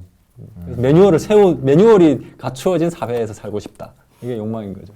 그렇지 않아도 사실 그거 궁금했어요. 최규석 작가의 만화에서 언제나 잘 유감없이 보여지는 것 중에 하나가 메타포, 그러니까 비유나 상징이나 뭐 은유 이런 걸 통해서 설명하시는 걸 즐겨 하신다고 저는 생각을 하는데 이 우화집도 내셨잖아요. 우화집. 예. 얼마나 좋아하면. 근데 이수인의 군 생활의 기억, 군대 군인이었을 때 장교였을 때 어떤 장면과 지금 현재 투쟁을 하고 있는 장면 사이가 교차 편집이 굉장히 자주 나오잖아요. 네. 군대 문화, 군대에서 출발한 어떤 패단과 우리 사회의 문제가 비슷하다, 같은 뿌리다라는 그런 유사성을 보여주고 싶었던 건가요? 일단은 대부분의 사람들이 이제 경험해보지 못할 갈등 상황이에요. 네네. 노동조합 그렇죠. 활동을 하면서 느끼는 그 갈등은. 그러다 보니까 최대한 더 많은 사람들이 좀 경험해봤을 만한 것을 이제 끌고 들어와야 되는 거죠. 그래서 끌고 들어온 게 전 군대 얘기, 학교 얘기가 많이 있고요. 그리고 눈치채기는 좀 힘들지만 좀 연애도 좀 이렇게 끌고 들어와 있는 부분들이 좀 있어요. 연애요. 예, 연애라든가 뭐 결혼 뭐 이런 것들. 아, 그런 것들이 좀 들어와 있는 부분이 있는데 티는 잘 안 나죠. 계속해서 노조라는 것의 투쟁을 우리 그 밖에 있는 사람들의 일상으로 계속해서 비유해서 보여주는. 그러니까 그 특수한 경험을 이제 보편적 경험에 네네. 기반해서 전달을 해야 사람들은 그렇죠. 느낄 수 있으니까요. 맞습니다. 사실 나쁜 모습으로의 비유도 군대가 많이 나오지만 이 송곳에서는 이수인이 되게 결정적인 선택을 할 때, 이수인이 굉장히 멋있게 나오는 장면에서 그 군대 장교였을 때 기억을 가지고 대사를 한 경우가 많아요. 약간 이 노조의 상황은 전쟁 상황이랑 같다라는 종류의 느낌도 있는 건가요? 아무래도 이제 이순이라는 캐릭터가 이제 장교 출신이다 보니까 그쵸. 이걸 지금 싸움으로 인식하고 있을 가능성이 높다라고 이렇게 설정을 했었죠, 애초에. 네. 그래서 뭐 전투 중인 지휘관이 처럼 스스로를 바라보지 않을까. 실제로 그 쌍욕하기 직전에도 군대 비유가 막 나와요. 뭐 내 안에 공격 본능이 맞아요. 깨어나는 순간, 그 축구할 때 이제 굉장히 거칠게 했던 그 기억들이 나면서 만화에는 없습니다. 아 드라마에서 네, 그죠, 이제 그죠. 그 드라마판에서. 쌍욕을 시전하죠. 막 그 드라마가 참 잘 이식했어요. 그 장면은 명장면이 되겠네요. 궁금합니다. 드라마는 챙겨보지 않았는데 죄송합니다. 꼭 봐야겠다. 자, 지금 현재 최규석 작가님 모시고 송곳 6권 완간 기념 북토크를 하고 있는데요. 송곳의 탄생 비화부터 해서 대사와 캐릭터들에 대한 이야기까지 나누고 있습니다. 저희 뭐 잊은 거 없나요? 댓글이 그렇죠. 지금 아. 이 V앱 댓글이 좀 올라왔습니다. 누군가가 좀 보고 계신다는 뜻이죠? 네, 몇 개 소개를 드리면 소개해 주시죠. 닉네임이 저승사자예요. 저승사자님께서 완간 축하드립니다. 지금까지 현실 사회를 적나라하게 보여주는 작품을 주로 하셨는데 혹시 새로운 장르에 도전하실 생각은 없으신가요? 판타지, 액션, 시대극 같은 거요. 예, 자기자기 판타지 액션입니다. 진짜요? 판타지 액션? 최규석 작가가 판타지 액션을 한다고요? 현실 기반 판타지라서 이렇게 용이 나오진 않습니다. 그래요. 재밌겠다. 주호민 작가를 네. 예로 들으려고 했는데 안 되겠다. 형은 다 할 수 있을 것 같아. 최규석 작가님은 판타지 액션은 진짜 그림이 안 그려졌었거든요. 네, 저도 안 그려져요. 그래서 지금 고민 중입니다. 그게 너무 재밌을 것 같아요. 너무 신기하다. 그 그림으로. 송곳 그림인가요? 아니죠. 뭐 아니겠죠? 그림은 또 바뀌겠죠. 제가 뭐 작품마다 그림은 조금씩 바꾸고 있으니까. 저거 되게 부럽다. 되게 부러워요. 아시죠? 그림체가 하나밖에 없는 저로서는 저도 무슨 그렇습니다. 얘기인지 모르겠어요. 네. 그림에 바꾸면 되는 거 아닌가요? 이렇게 말하는 작가님들이 몇 분 계시거든요. 그러니까요. 너무 부러워. 저는 당신들이 부럽습니다. 왜요? 예, 뭔가 그래서? 아니죠. 이렇게 그림만 보면 누구 그림인지 알잖아요, 사람들이. 최규석 작가도 그렇습니다. 근데 저는 지금 그렇지가 않아요. 아니에요. 아니에요. 알아요. 혼자 흑백인데. 딱 최규석인데. 아, 그런 의미에서 아니. 이런 식으로 매기나 사람을 불러볼까? 이발년하고 둘만 흑백인데. 맞네요. 말년 작가랑 둘만. 그리고 빡센 흑백은 최구석. 또 소개해드리면 Forever 1108님께서 작가님 만화에는 우리 사회에 대한 이야기가 담겨 있어서 참 좋습니다. 또 네. 아쿠링님께서 작가님에게 저 책임지라고 말씀드리고 싶습니다. 아무것도 모르고 송곳을 봤다가 아, 제 머릿속에 지진이 울렸습니다. 뭐 그런 얘기 지진이라고 있었고. 비유를 하셨군요. 그리고- 이런 세계가 우리 바로 옆에 엄연히 존재하고 있다는 느낌을 네. 이렇게 이입될 수 있게 만들어버리면 지진이라고 비유할 만큼의 충격이 오죠. 예. 그리고 CN5687님께서 작가님 덕분에 한국의 노동 현실에 대해 알게 된 고등학생입니다. 네. 작품을 알고 일주일 만에 정주행했는데 그 뒤 한 달 뒤에 완결이 나서 너무 아쉬웠고 이렇게 북토크에 나오셔서 너무 좋다고. 그리고 또 마지막으로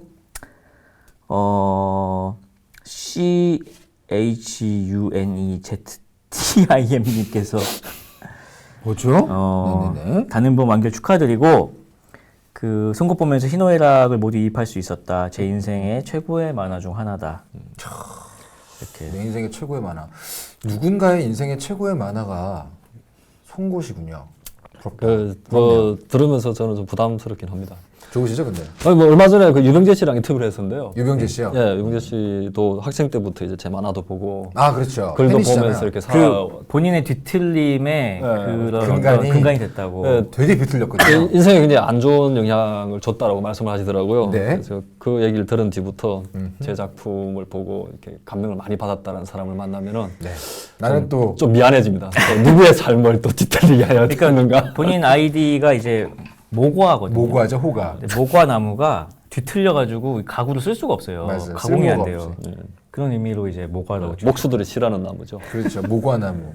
호를 아직도 쓰세요, 근데? 저도 아니요, 쓰지 않습니다. 10년 전에 알 때는 호가 모과라는 얘기를 듣고선 그럼 최모과 선생님. 모과 최규석 선생이죠. 아니 그러니까 90년대 후반, 2000년대 초반 이때 이제 잠시 있었던 문화죠. 호를 다들 닉네임이 있던 시절이었죠. 호라고 하셨길래 전 호인 아니 줄 그런 알았는데 사람들이 이제는 호라고 이제 하는 거고. 닉네임이군요. 예, 다들 이제 그 게시판 활동을 많이 했었잖아요 그때는. 홈페이지도 모과넷이었죠? 예, 네. 그래서 게시판에서 이름을 알리고 그리고 그 이름으로 또 자기 개인 공간도 만들고 그런 거죠. 근데 실제로 그런 스스로의 어떤 비틀려 있고 베베 꼬인 성격을 가지고 만든 닉네임이었나요? 비틀려 있고 베베 꼬였다기보다는 오래 살고 싶다라는 마음이었죠. 아. 네, 그 원래 그 장자에 나오는 그 우화일 텐데 그것도 네네.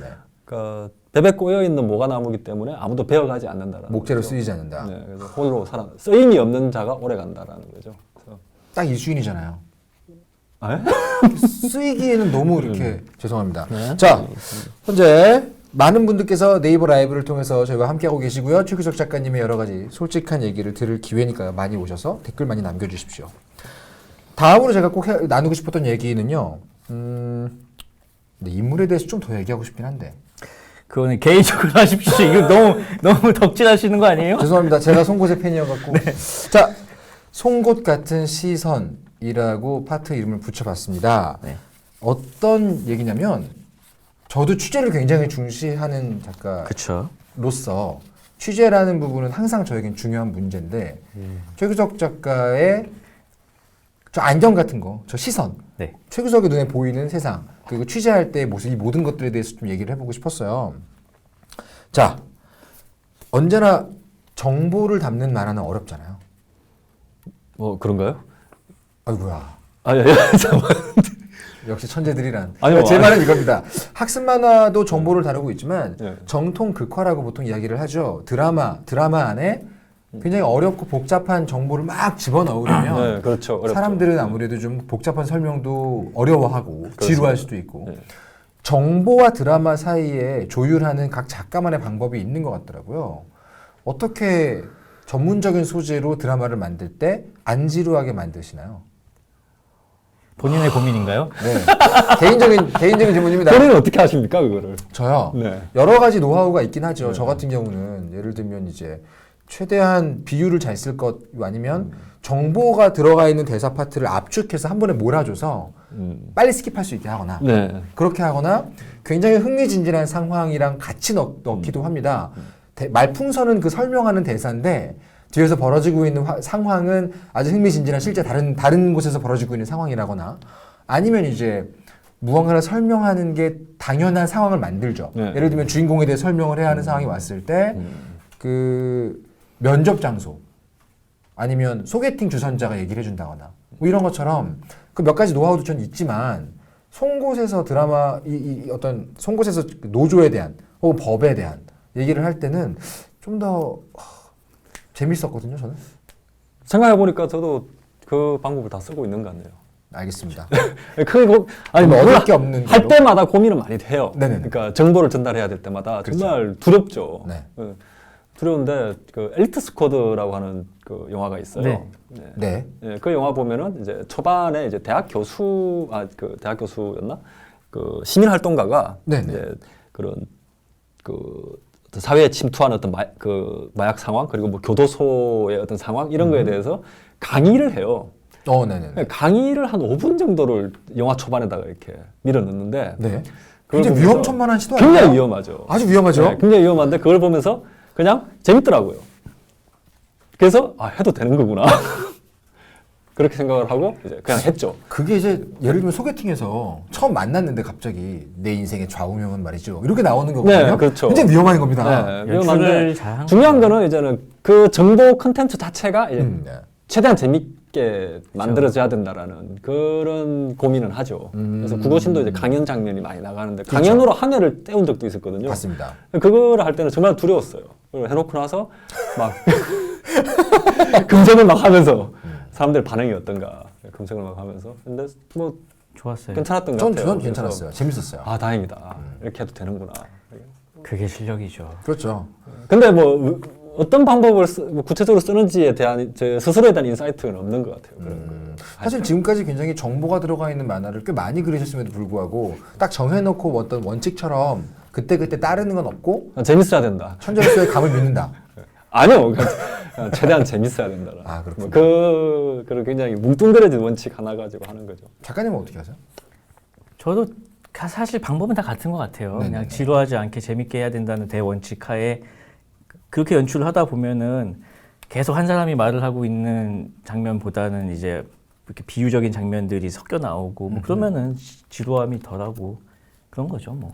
비슷하군요. 예. 개인적으로 저는 한국 웹툰 작가님들 중에서 이렇게 정보가 많은 대사, 설명을 하는 대사를 제일 재밌게 쓰는 사람 중에 하나가 마사토키 작가님인 것 같아요. 지금 최규석 작가라고 할 줄 알았죠. 아니요.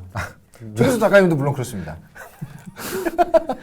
근데 그런 좀 전문적인 정보를 네네네. 잘 전달하는 이야기가 요즘 어떤 그런 전체적인 어떤 이야기계에서 대세인 것 같아요. 맞아요. 예, 옛날에는 어떤 전문적인 영역을 다룬다 해도 배경으로서만 존재하고 그렇죠. 실제 그 안에서 일어나는 일들, 캐릭터들 간의 갈등 이런 것들은 또 다른 그냥 좀 진부한 갈등 별개로 가는 경우가 많았죠. 그냥 무슨 개에서 연애하는 네. 만화, 네, 무슨 개에서 그렇죠. 연애하는 만화죠. 네, 네.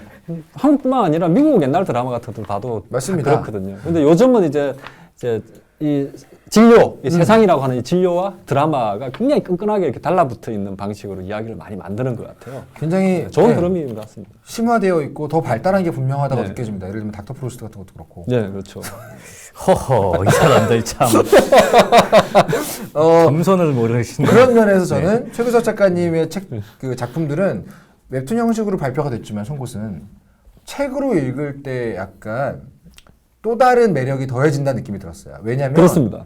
정보가 들어갔을 때는요, 확실히 스크롤하면서 이렇게 흐르듯이 읽을 때보다는 손에 들고 읽을 때 그 물질감이라고 할까요? 다시 꺼내 읽을 수도 있고 하는 그런 장점이 있지 않나. 아니 애초에 책 형식으로 그렸기 때문에 애초에 그러셨죠? 최고의 네. 가독성이 나오죠 거기에서. 그렇습니다. 창비에서 나왔고요. 여섯권 완결입니다. 박스 세트가 나와 있으니까 꼭 좀 자연스럽죠? 자연스러웠어요. 네. 송곳 같이 취재를 많이 했던 작품이 전에도 있었나요? 아니요, 송곳을 제일 많이 했습니다. 그렇죠. 얼마 동안 했다고 그랬죠? 근데 5년? 작품 전체 분량 대비해서 취재량으로 따지면은 또 백도씨가 더 많을 것 같긴 한데. 아, 많이 취재하고 한 권을 그린 백도씨가 네, 있고. 백도씨는 분량이 이제 짧죠. 200페이지가 안 되는 분량이니까. 네네네. 개인적으로 제 취재에 대해 궁금했던 것 중에 하나가 저는 이제 뭐 대사를 뽑거나 할 때만 쓰는데 뭐 그럴 때 주로 쓰는데 이 최규석 작가님은 인물들 간의 관계나 정말 살아있는 것 같은 인물들의 어떤 면, 순간 이런 것들을 그려내시는 게 되게 감탄스럽거든요. 그건 취재를 통해서 완성되는 게 아닌가라는 가설을 갖고 있어요. 네. 맞나요? 좀 취재가 좀 독특하다고 볼 수 있을 것 같은데 저는 독특한지 몰랐는데 나 네네. 이제 나중에 보니까 좀 그런 것 같은데 오.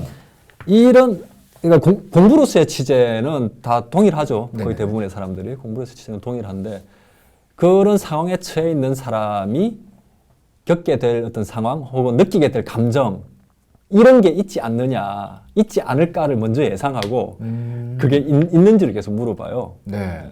이런 걸 느껴본 적이 있느냐, 저런 걸 느껴본 적이 있느냐라고 하면은 그 인터뷰 하시는 분들이 이제 자기가 이제 생각지 못했던 거를 물어보기 때문에 그때서야 이제 대답을 해주고 그때 이제 굉장히 신선한 답들이 많이 나오는 것 같아요. 그러니까 내가 먼저 예측하고 저런 상황에서 저런 삶을 산 사람들은 어떤 순간에 이런 경험이 분명히 있었을 것이다. 네네네. 분명히 있었을 것이다. 하고 그런 게 있었습니까? 물어보면 본인도 까먹고 있다가 그렇죠. 그때 그런 일이 있었어요라고 대답을 해줘요. 그러면 이제 확인받는 거죠, 저는. 일종의 가설을 세워놓고 네. 들어가시고 네. 그럼 취재원 본인도 자기도 몰랐던 자기 모습을 네, 작가님과의 인터뷰를 통해서 알게 되는. 그렇죠. 네. 되게 좋은 인터뷰였네요. 이런 경우는 취재원들이 되게 좋아하는데 좋아하시는 분들도 있고 뭐 싫어하는 분도 계세요? 좀 지겨워하시는 분들 아니 그 약간 불편해할 수도 있을 것 같아요. 불편할 내 수도 속으로 쑥 있죠. 들어오면. 아, 그럴 수도 네네. 있겠네요. 그럴 수도 있고. 하긴 호영호제도 싫어하는데 쑥 들어오면 얼마나 싫겠어요. 그래서 좀 친해지고 나면 좋아하거든요, 보통은. 알겠습니다. 간단하게 저 그래서 항상 여쭤보고 싶었어요. 저희 사리사욕입니다. 개인적인 저의 이득을 위해서 여쭤보자면 최규석이라는 만화가가 취재하는 큰 방식을 좀 이렇게 설명해 주세요. 그거는 뭐 다른 작가들에 비해서 뭐 특별히 다른 건 없어요. 아니에요, 특별해요. 제가 알기로. 어떻게 특별한가요? 아니 막 쓰레기 차도 탔어요. 실제로. 그렇죠. 그 어떤 정도로 하는 장소에 사람 못 봤거든요. 어떤 장소에 직접 가본다 뭐 이런 개념으로는 많은 얘기를 들었죠. 가보는 건 중요하죠. 어떤 입장에 처해 본다는 건 중요하지만 거기까지 하는 작가도 없어요, 별로. 입장에 많지 처하는 않죠. 거는 뭐 어려운 일이고요. 어려운 일인데 현장에 가보는 건 굉장히 중요한 일이라고 생각합니다. 어떤 현장에 가보셨어요? 예를 들면? 뭐 아까 말씀했다시피 이제 쓰레기차 타본다거나, 네. 그러니까 그게 작업 시간이 꽤 길어요. 뭐 그렇겠죠. 밤부터 나와서 이제 새벽까지 차가 다니지 않는 시간에 빨리 움직여야 작업을 할 수 있기 때문에 네네. 안 그러면 차가 밀리잖아요. 네, 그렇죠. 그래서 출근 시간 전에 다 뭐 뽑아내고 뭐 이런 것들 그리고 뭐 차를 씻고 그리고 그분들이 이제 대기하는 공간 네. 이런 것들은 기사 같은 거에서는 이제 알아보기 힘들죠. 예를 들면 저 같은 경우는 정신병동, 폐쇄병동을 취재를 하는 때가 있었는데 쉽지 않았거든요.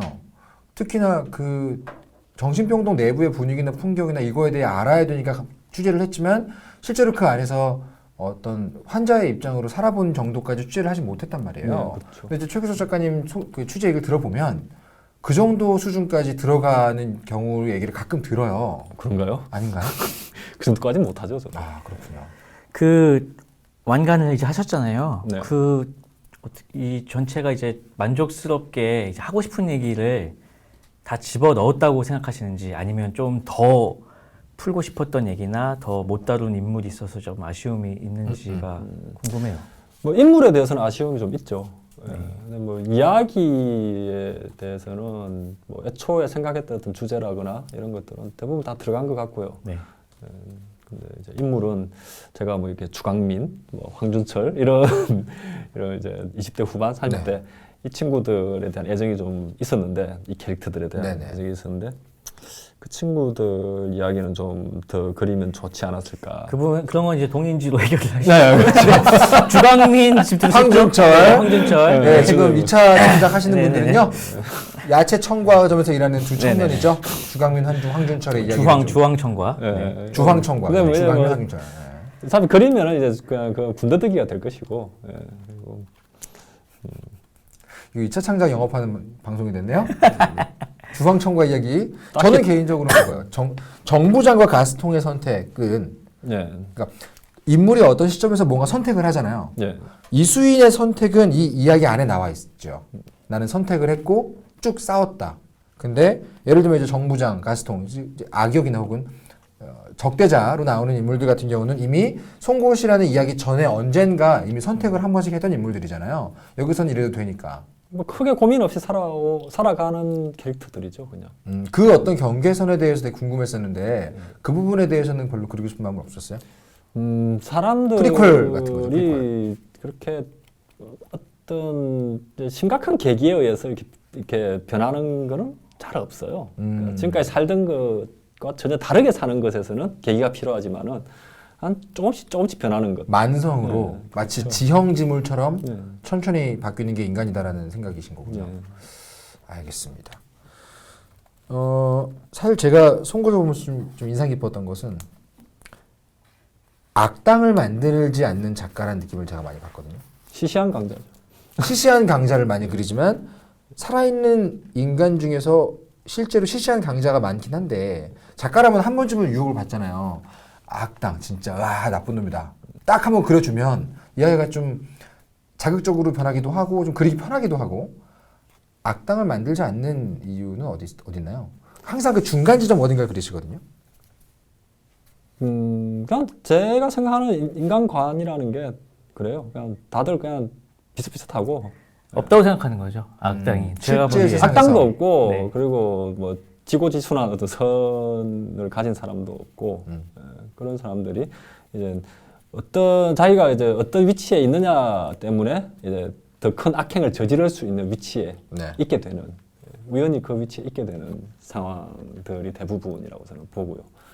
그렇게 보는 것이 또 문제 해결을 하는 데 있어서 더 도움이 되지 않을까 네. 그런 생각이 있죠. 실제로 작가가 인간을 그렇게 바라보고 있기 때문에 그렇게 그린다는 얘기군요. 그런 것도 사람 중에 있고 악당이 뭐, 어디 있어? 라는 느낌? 물론 악당은 있긴 한데 예, 대부분의 사람들 특별히 악한 사람 말고 그럼 그 진짜 악당이 실제로 존재한다는 말씀을 하셨다면 언젠가의 작품에서 그런 악당을 그릴 때가 올까요? 특수한 이야기를 다룬다면 그럴 수 있죠. 이거는 저는 이제 보편적 사회를 다룬 것이고 네, 그렇죠. 어떤 특수한 사건, 특수한 일을 다룬다면 다음 그런 그리실 악당도 만화가 가능하죠. 판타지라면 액션 액션 판타지라면 그 빌런이 나오지 않겠어요? 그렇죠. 빌런이 되게 시시한 빌런? 좋다. 빌런인데 시시한 빌런이 남자. 없네요. 빌런인데 막 임금 떼어서 네. 관두고 뭐 그냥 이런. 서는 곳이 달라진 빌런. 풍경도 달라졌어 빌런. 그럴 어떻게 것 될까요? 그런 악당을 그릴 때가 상상이 되세요? 모르겠습니다. 별로 악당에 대해서 크게 관심이 그 악당을 그려도 다들 그냥 공감하게 될 것 같아요. 그거 저는 되게 매력적인 악당. 되게 매력적인데요? 웬만한 악당은 다 공감시킬 수 있지 않나 싶어요. 하여튼 저는. 천재들이란 문제입니다. 그렇군요. 아니, 저렇게 말해요 항상. 웬만한 악당도 난 공감시킬 수 있습니다. 이거 아니에요 지금? 다 비슷하다니까요. 잘 알겠습니다. 니에니에 다 사람이에요. 네, 알겠습니다. 자, 현재 여러분들은 6권으로 완간된 송곳 완간기념 북토크로 최규석 작가와 함께 이야기를 나누고 있습니다. 네이버 라이브를 통해서 보고 계시고요. 계속해서 댓글 남겨주세요. 드디어 이제 마지막 파트로 제가 생각하고 있는 만화가 최규석이라는 굉장히 식상한 생각을 가지고 지금까지 만화 얘기였는데? 지금까지는 그죠? 네네. 하도 그냥 지식인 뭐 지성인 이런 거보다 만화가로 좀 봐줘 이러시길래 네네네. 작가 본인에 대한 얘기를 좀 몰아서 해보자라는 생각으로 네. 질문을 정리해 왔습니다. 여기 같이 계시는 주호민 작가님하고요. 네. 최규석 작가님하고 반대되는 면이 좀 있어요. 저는 두 분 다 지금 이제 7, 8년 만나봤죠? 네? 맞나요? 한 7, 8년 정도 만나보지 않았나요? 제가? 그렇죠. 오래 봤어요? 네네. 네, 그렇죠. 오래됐습니다. 오래됐죠. 근데 주호민 작가님이 이럴 때가 굉장히 처음 보면 부처 같다. 외모 때문이 아닙니다. 여러분. 외모 때문이 아니고 많은 분들이 저를 불교로 알고 있죠. 그런 뜻이 아니고요. 네네네. 성품이 네네. 온화하고 네. 평화로워요. 네. 그런데 가만히 오랫동안 만나보면 굉장히 서늘한 구석이 있어요. 엄청 무서워요. 굉장히 서늘하고 이 안에 자, 유일하게 형이라고 생각하는 사람.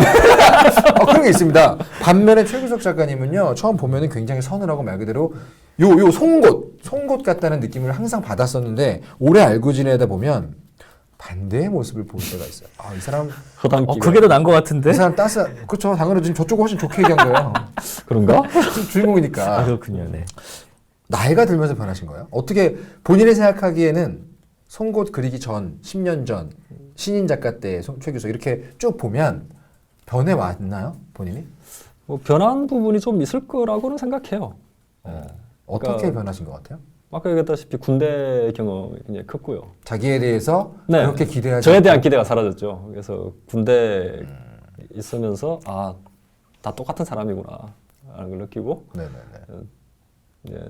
딱딱함이 많이 사라졌죠. 제가 옆에서 지켜봤을 때는 네. 약간 결혼도 하시고 아빠 된 후로 아빠가 됐죠. 되게 부드러워졌어요. 진짜 그런 그거는 이제 노화 때문에 눈매가 옛날에는 이렇게 치켜 올라간 눈매였는데 처져서. 약간 처졌어요. 오, 진짜 그러네요? 네. 그것 때문에 웬일이야. 사람이 온화해 보이는 것 뿐입니다. 약간 그런 착시가 네, 있네요. 거의 본질은 똑같아요. 이마 라인 같은 것도 약간 올라가고 네, 그렇죠. 눈매가 좀 내려가. 저도 이마 라인 올라갔어요. 많이 올라갔네요. 네. 나도 내려갔죠. 이제. 다 내려갔죠. 이제. 이쪽으로 다 내려갔고 아까 전에 제가 이 질문을 사석에서 했어요. 어떻게 변한 것 같냐. 그랬더니 최규석 작가님이 어른이 됐다라는 말씀을 지나가듯 하셔서 네, 뭐 그런 첫 번째 든 생각은 그때도 어른이었는데 두 번째 든 아니요, 생각은 그거는 좀 달라요. 그러니까 30대 네. 초반 이때까지는 네네. 어떤 세상이나 타인들에 대해서 이렇게 좀 가시가 돋친 말들을 할 때 네. 훨씬 자신만만하게 할 수 있어요. 네. 왜냐하면 이 세상에 대해서 자기 책임이 없잖아요. 그렇죠. 내가 만든 거 아니잖아. 네. 근데 30대 후반, 40 이렇게 되면은 세상이나 타인에 대해서 욕하기가 굉장히 힘들어집니다. 자기 책임이 어느 정도 들어가 있어요. 거기에. 나도 이 세상을 이렇게 네. 만드는데 내가 만든 사람 중에 한 명이잖아요. 그러니까 그거에서 좀 바뀌는 부분이 있는 것 같아요. 책임감 느끼고 있는 책임감의 범위가 넓어진다는 느낌인가요? 그러니까 내가 그렇게 나댈 수 있는 사람이 아니다라는 거예요. 네. 왜냐하면 내 책임이니까. 정말 좋은 아재가 되셨네요. 그렇죠.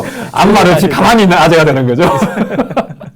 그 질문을 그 아까 전에 어른이 됐다는 말을 듣고 제가 네. 아까는 말을 안 했지만 이렇게 직접 라이브 방송 때 여쭤봐야지 하고 생각했던 다음 질문이 이거였거든요. 그럼 최규석이라는 사람에게 어른이란 뭐냐?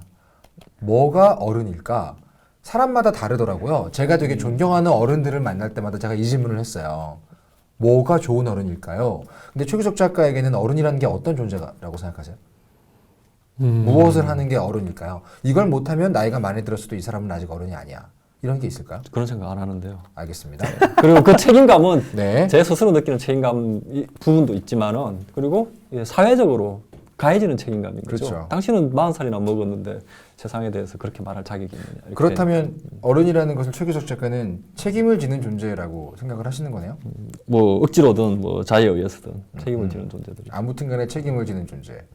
알겠습니다. 구고신이라는 인물이 그래서 어른이라고 느껴지거든요, 저는. 어떤 식으로건 뒤처리를 하겠다는 일념으로 나머지 삶을 사는 느낌이에요.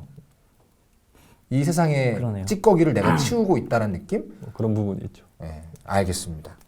어떤 게 어른이라고 생각하세요? 공자님께서 말씀하시길 마음이 가는 대로 행동해도 거스름이 없는 상태. 아, 지천명. 그러면 70을 먹어야 되는 겁니까? 그러면 아니 그거는 이제 뭔가 어떤 좋은 태도들이 몸에 밴 상태여서 네네네. 그냥 내 마음대로 해도 어딘가에 이제 걸리지가 않고 피해를 주지 않고 뭐 그런 상태가 되는 거를 목표로 하고 사는 사람이 어른이 아닌가. 그 성인 아닙니까? 성인? 자기 생각을 말하라고요. 자기 생각을. 성자죠, 성자. 저는 그런 다 어른이 그렇게 되면 얼마나 평화로울까. 저는 네. 그냥 애인 채로 모두가 살아가도 되는 세상이 그냥 좋은 세상이라고 생각해요. 좋은 보통, 세- 보통 어른이라고 하는 게 다 좀 필요에 의해서. 네, 그러니까 개인으로 살아가야 할 어떤 한 인간에게 인간이 지지 않아도 될 짐들에 대한 네네네네. 책임감을 지울 때 어른이라고 얘기를 하거든요. 보통은 그러니까 필요가 생기면 가족을 책임져야 그렇습니다. 되고 네. 당신들의 부활을 책임져 그게 아니잖아요. 책임질 개인으로서 자체가. 살아갈 수 있게끔 만들어 주는 것 이게 그러니까 어른이 안 되는 사회가 좋은 사회라고 봐야죠. 아이 둘과 함께 살고 있는 저로서는 되게 아수라장이 된 세상이 지금 떠오르는데 매드맥스 같은 불지옥이죠? 네네네. 신과 함께해서 나오는 유아 말고요. 유아 말고. 아, 네. 유아는 유아는 아닙니다. 유아는 사람이 아닙니다. 어른이 될 필요가 많지 않은 세상 정도라고 하죠. 네. 알겠습니다. 자, 지금 사실 아까 전에 잠깐 차기작 말씀을 하셨는데 계속 그 생각이 들어요. 사실 오늘 차기작에 대해서 굉장히 많이 여쭤보고 싶었거든요. 근데 그런가요? 네. 근데 가만히 생각을 해보니까 제가 액션 판타지 액션을 그리겠다고 하시는 순간 벙찌긴 했는데 네. 생각을 해보니까 좀 어울릴 것 같아요. 왜냐면 송곳을 보시면 이 인간은 굉장히 차갑고 이성적인 모습을 갖고 있지만 그렇죠. 굉장히 그 연출을 할 때 소년 만화 같은 뜨거운 순간을 그리실 때가 많이 있거든요. 그렇죠. 내가 다시 여기로 돌아올 수 있을까? 막 이럴 때 있잖아요. 어떻게 판타지 액션을 그리는 게 좀 잘 어울려요? 차기장 얘기 좀 더 해주세요. 아니요, 저는 한 번도 안 해본 거고 액션조차도 해본 적이 거의 없죠. 제 만화에는 달리는 장면 잘 안 나옵니다. 그러네요, 진짜. 예, 생각해보니까. 뭐 팔, 다리 이런 걸 움직이는 걸 많이 안 그리죠. 그렇죠. 그래서 뭐 새로운 도전이 되겠죠. 근데 뭐 스토리를 제가 안 써요. 누가 써요? 아, 그렇군요. 예, 시나리오를 이제 그 뭐야 영화 감독이 된 지 얼마 안 돼가지고 너 설마 호칭을 영화 감독이 부르기가 좀 이상한데 어쨌든 영화 감독 연상호 씨 부산행 연상. 부산행의 연상호 감독. 예, 연상호 감독님께서 이제 시나리오를 쓰기로 했고요. 그래서 지금 열심히 쓰고 있어요. 그럼 영화화도 염두에 두고 있는 건가요? 염두에 두고 뭐 작업을? 만화가 나오고 나면은 이제 연상호 감독이 뭐라도 만들 생각이겠죠. 와. 굿즈도 만드시나요? 알 수 없습니다. 야, 잘 근데 돼야 뭐. 야, 일단은 글그림 작가, 글그림 그 분업 자체도 최규석 작가 작품 중에서는 드문 일이고요. 예, 드물고. 그러니까 저도 이제 시나리오 작가 웬만하면은 되게 두렵죠. 네네. 두려운 면이 있는데 근데 연상호 감독 같은 경우는 거의 지금 뭐 10년 넘게 계속 그럼요. 작품 구상을 같이 해오던 이제 친구. 그냥 오랜 친구시죠. 그렇죠. 예, 그러다 보니까 그 친구가 쓰는 시나리오라면 제가 이해하기가 훨씬 쉬울 것이다. 소통이 가능할 것이라는 네, 믿음이 있군요. 그렇죠. 다른 작가들이 쓴 거는 그 공감하기까지 굉장히 오래 걸릴 텐데 네. 이 사람은 뭐 쉽겠죠. 저는 너무 기대되고 네, 저도요. 그리고 지금 제가 분업 중이에요. 지금 빙탕으로 글 작가님 따로 있는데 그래서 빙탕으로도 원작 소설이 또 있죠. 네, 그 정말 추천드려요. 스트레스가 네. 정말 절반으로 줄어요. 좋겠다. 뭐 그렇겠죠. 네. 시나리오 안 써도 되니까. 네네네. 그래서 너무 좋은 선택하신 것 같아요. 저도 너무 그러고 싶은데요. 네. 일단 하고 있는 것도 끝내야 되는데 너무 오래 쉬고 있습니다. 언제 끝납니까? 그거? 저요? 지금 연재 시작한 지 5년 반 됐는데요. 빨리 끝내야 되는데 죄송합니다. 네. 최규석이라는 인간에 대해서 제가 궁금해하는 것들을 계속해서 모으다 보니까 송곳 안에 대사 가지고 자꾸 뭐가 생기더라고요. 아까 전에도 잠깐 여쭤봤었잖아요. 이수인의 대사.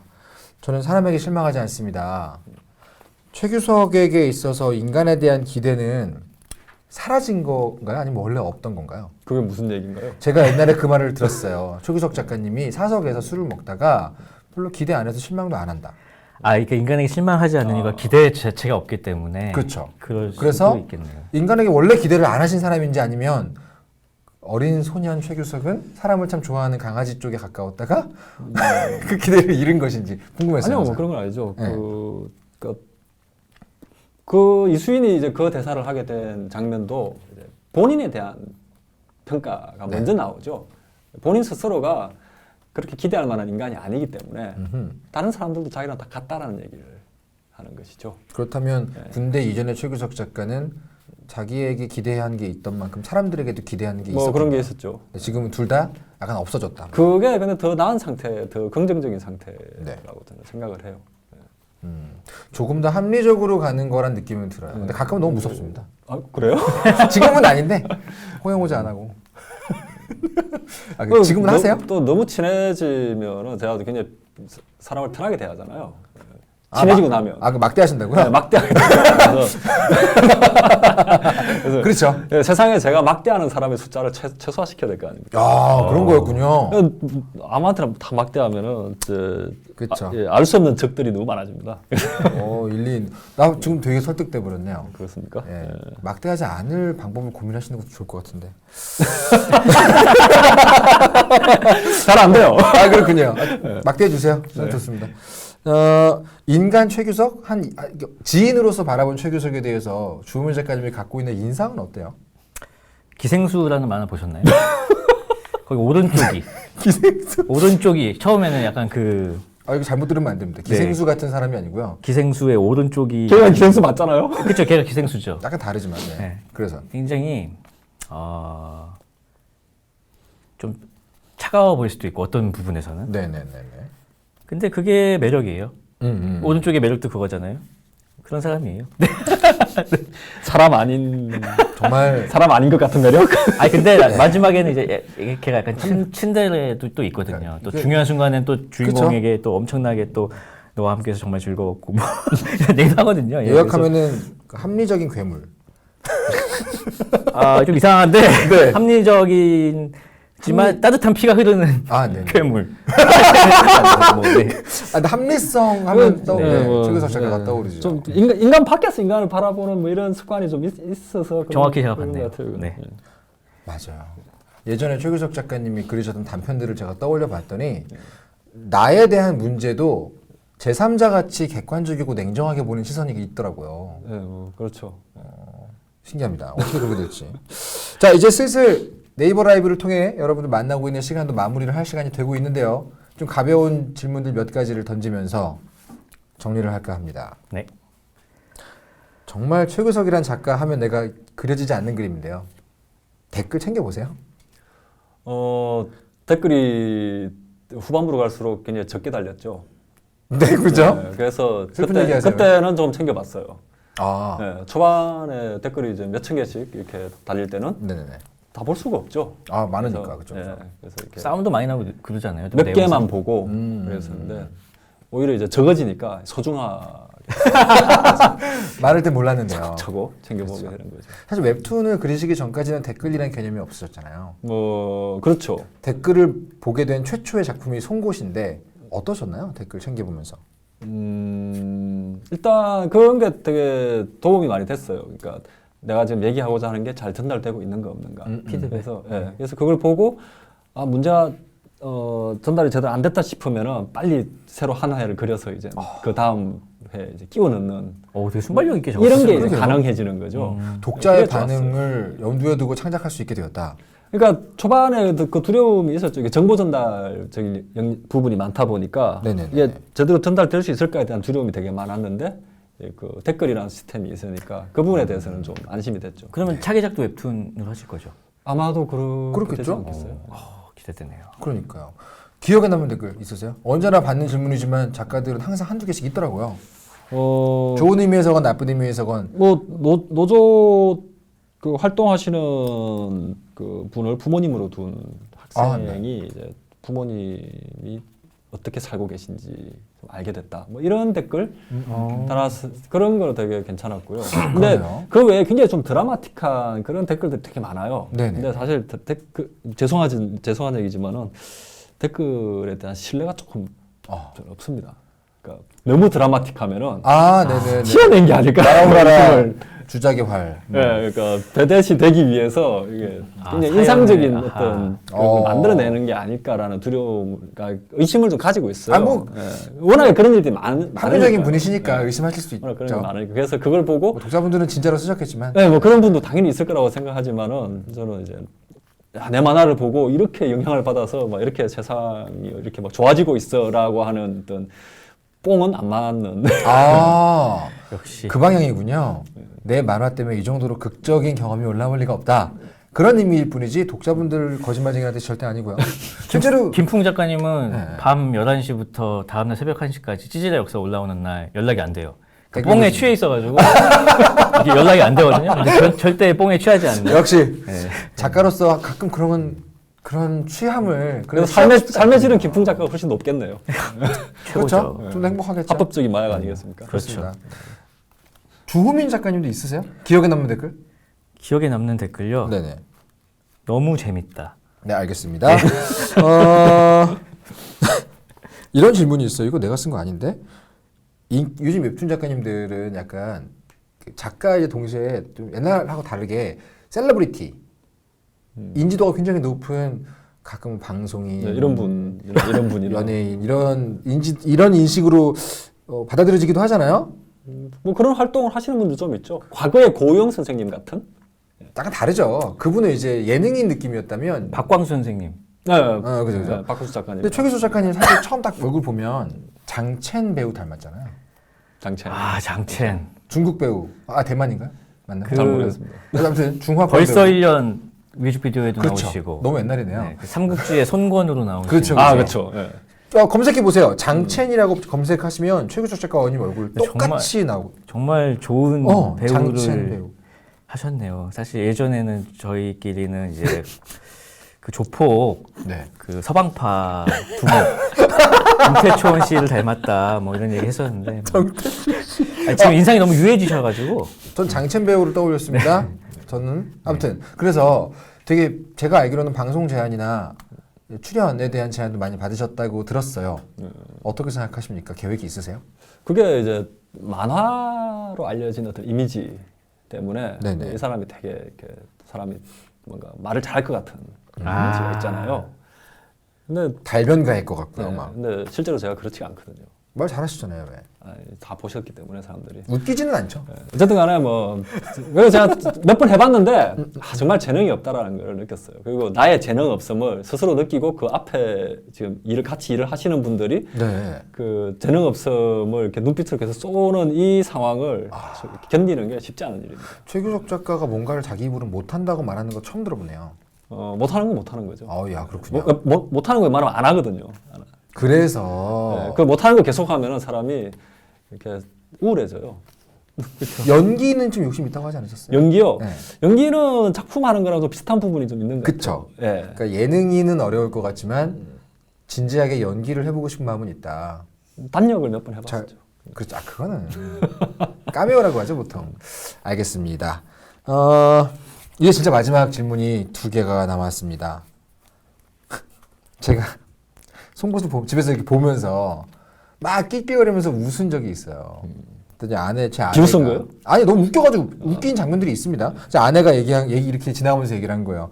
송곳에 그렇게 웃을 구석이 있어?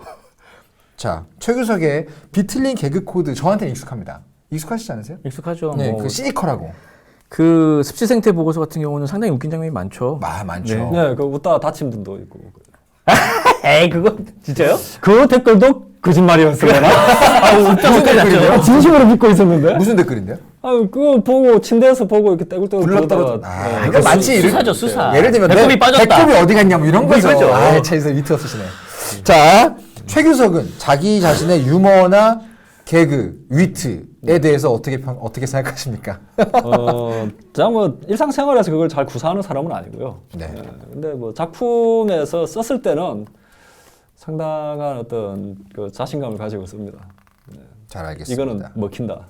가끔 가다가 일상에서도요, 네. 뭐 사석에서도요, 가끔 내가 터질 때 있어요. 웃기고 싶을 때 눈이 되게 초롱초롱해지시거든요. 기대감 찬 얼굴 하실 때가 있어요. 제가 리액션 정말 잘하거든요. 빵빵 터져드립니다 아주. 네, 이게 사석에서 웃기는 거는 점점 그 욕구가 줄어드는 것 같아요. 근데 저는 재밌는 사람이라는 이미지가 있어요. 재미있는 사람이긴 합니다. 네. 웃긴 거와는 감사합니다. 다르죠. 네네. 자, 제 마지막 질문을 하나 남겨놓고 혹시 오늘 한 여러 가지 대화 이외에 네. 같이 함께 해주신 주호민 작가님도 물어보고 싶으셨거나 좀 얘기하고 싶으셨던 게 있나요? 아니요. 꼭 있어야 되는 거 아닙니까? 잘 알겠습니다. 괜히 또 나 다음 거죠, 넘어갈까봐. 자, 마지막 질문입니다. 이 마지막 질문만큼은 송곳 책을 출판해주신 창비 쪽에서 준비를 해주셨어요. 송곳이란 작품이 나중에 10년이 됐건 15년이 됐건 누군가가 읽었을 때 어떤 작품으로 기억이 됐으면 좋겠는지 작가의 의견이 궁금합니다. 어떤 작품으로 기억되는 것보다는 그때까지 계속 기억이 되면 좋을 것 같아요. 아, 유통기한이 긴 고전이 되었으면 좋겠다. 네, 가능하면 100년 뒤에도 읽으시면 좋겠다. 저는 여기에 의견이 있습니다. 네네, 뭔가요? 100년 뒤에까지 아니더라도 한 20년 후에 읽었을 때 네네. 사람들이 도대체 이게 무슨 내용인가? 아. 20년 전엔 한국이 이랬단 말인가? 정말 미개했구나. 라고 말할 수 있는 그런 상황이 됐으면 좋겠네요. 그럼 제가 세상이 나아지길 바라지 않는 그런 나쁜 사람이 되는 거군요. 그렇죠. 네. 아, 언제나 원래 우리가 지금 인격적으로 읽는다고 해서 어떤 반상의 법도가 살아있고 뭐 이런 건 아니잖아요. 네. 하지만 저는 주호미 작가님의 마지막 말이 이런 종류의 북토크 같은 걸 마무리할 때 참 적절한 말이다. 아주 좋게 포장을 해주셨네요. 네.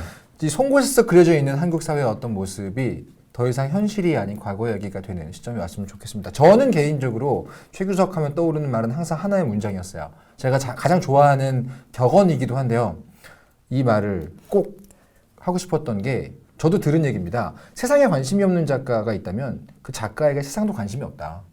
사실은 이 세상의 어떤 부분을 이 정도의 현미경으로 들여다보는 작가가 있을까 한다면 제 머릿속에 좀 최규석이 떠오릅니다.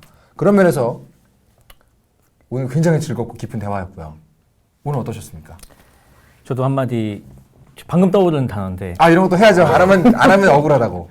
같은 이제 직장을 배경으로 한 만화로서 네. 빛의 윤태호, 어둠의 최규석. 저는 이 말을 하고 싶습니다. 네. 괜찮은데요? 네. 이야, 그- 좋습니다. 네, 직장에서 직장 생활을 열심히 하고 이제 진급을 하려고 기대를 하시고 이렇게 할 때는 미생을 열심히 보시다가 네. 잘릴 것 같은데? 라는 생각이 드실 때는 그때 속옷을 빨리 보시고. 급하게 속옷을 보고 어떻게 대응해야 되는가. 모든 사람의 집에는 미생 옆에 송곳이 같이 있어야 한다. 그렇습니다. 좋습니다. 괜찮네요. 네. 오늘 어떠셨습니까? 저희와의 대화. 네, 굉장히 즐거웠습니다. 네. 잘 알겠습니다. 정말 마지막까지 송곳 같은 최규석 작가와 함께한 1시간 반이었고요. 네, 그러면 이쯤에서 마무리를 하면서 인사를 드리겠습니다. 네이버 라이브를 통해서 보셨던 웹툰 송곳의 완간 기념 북토크였습니다. 최규석 작가님과 함께 저희는 웹툰 작가 이종범, 주호민, 최규석이었습니다. 지금까지 함께해 주신 여러분 진심으로 감사합니다.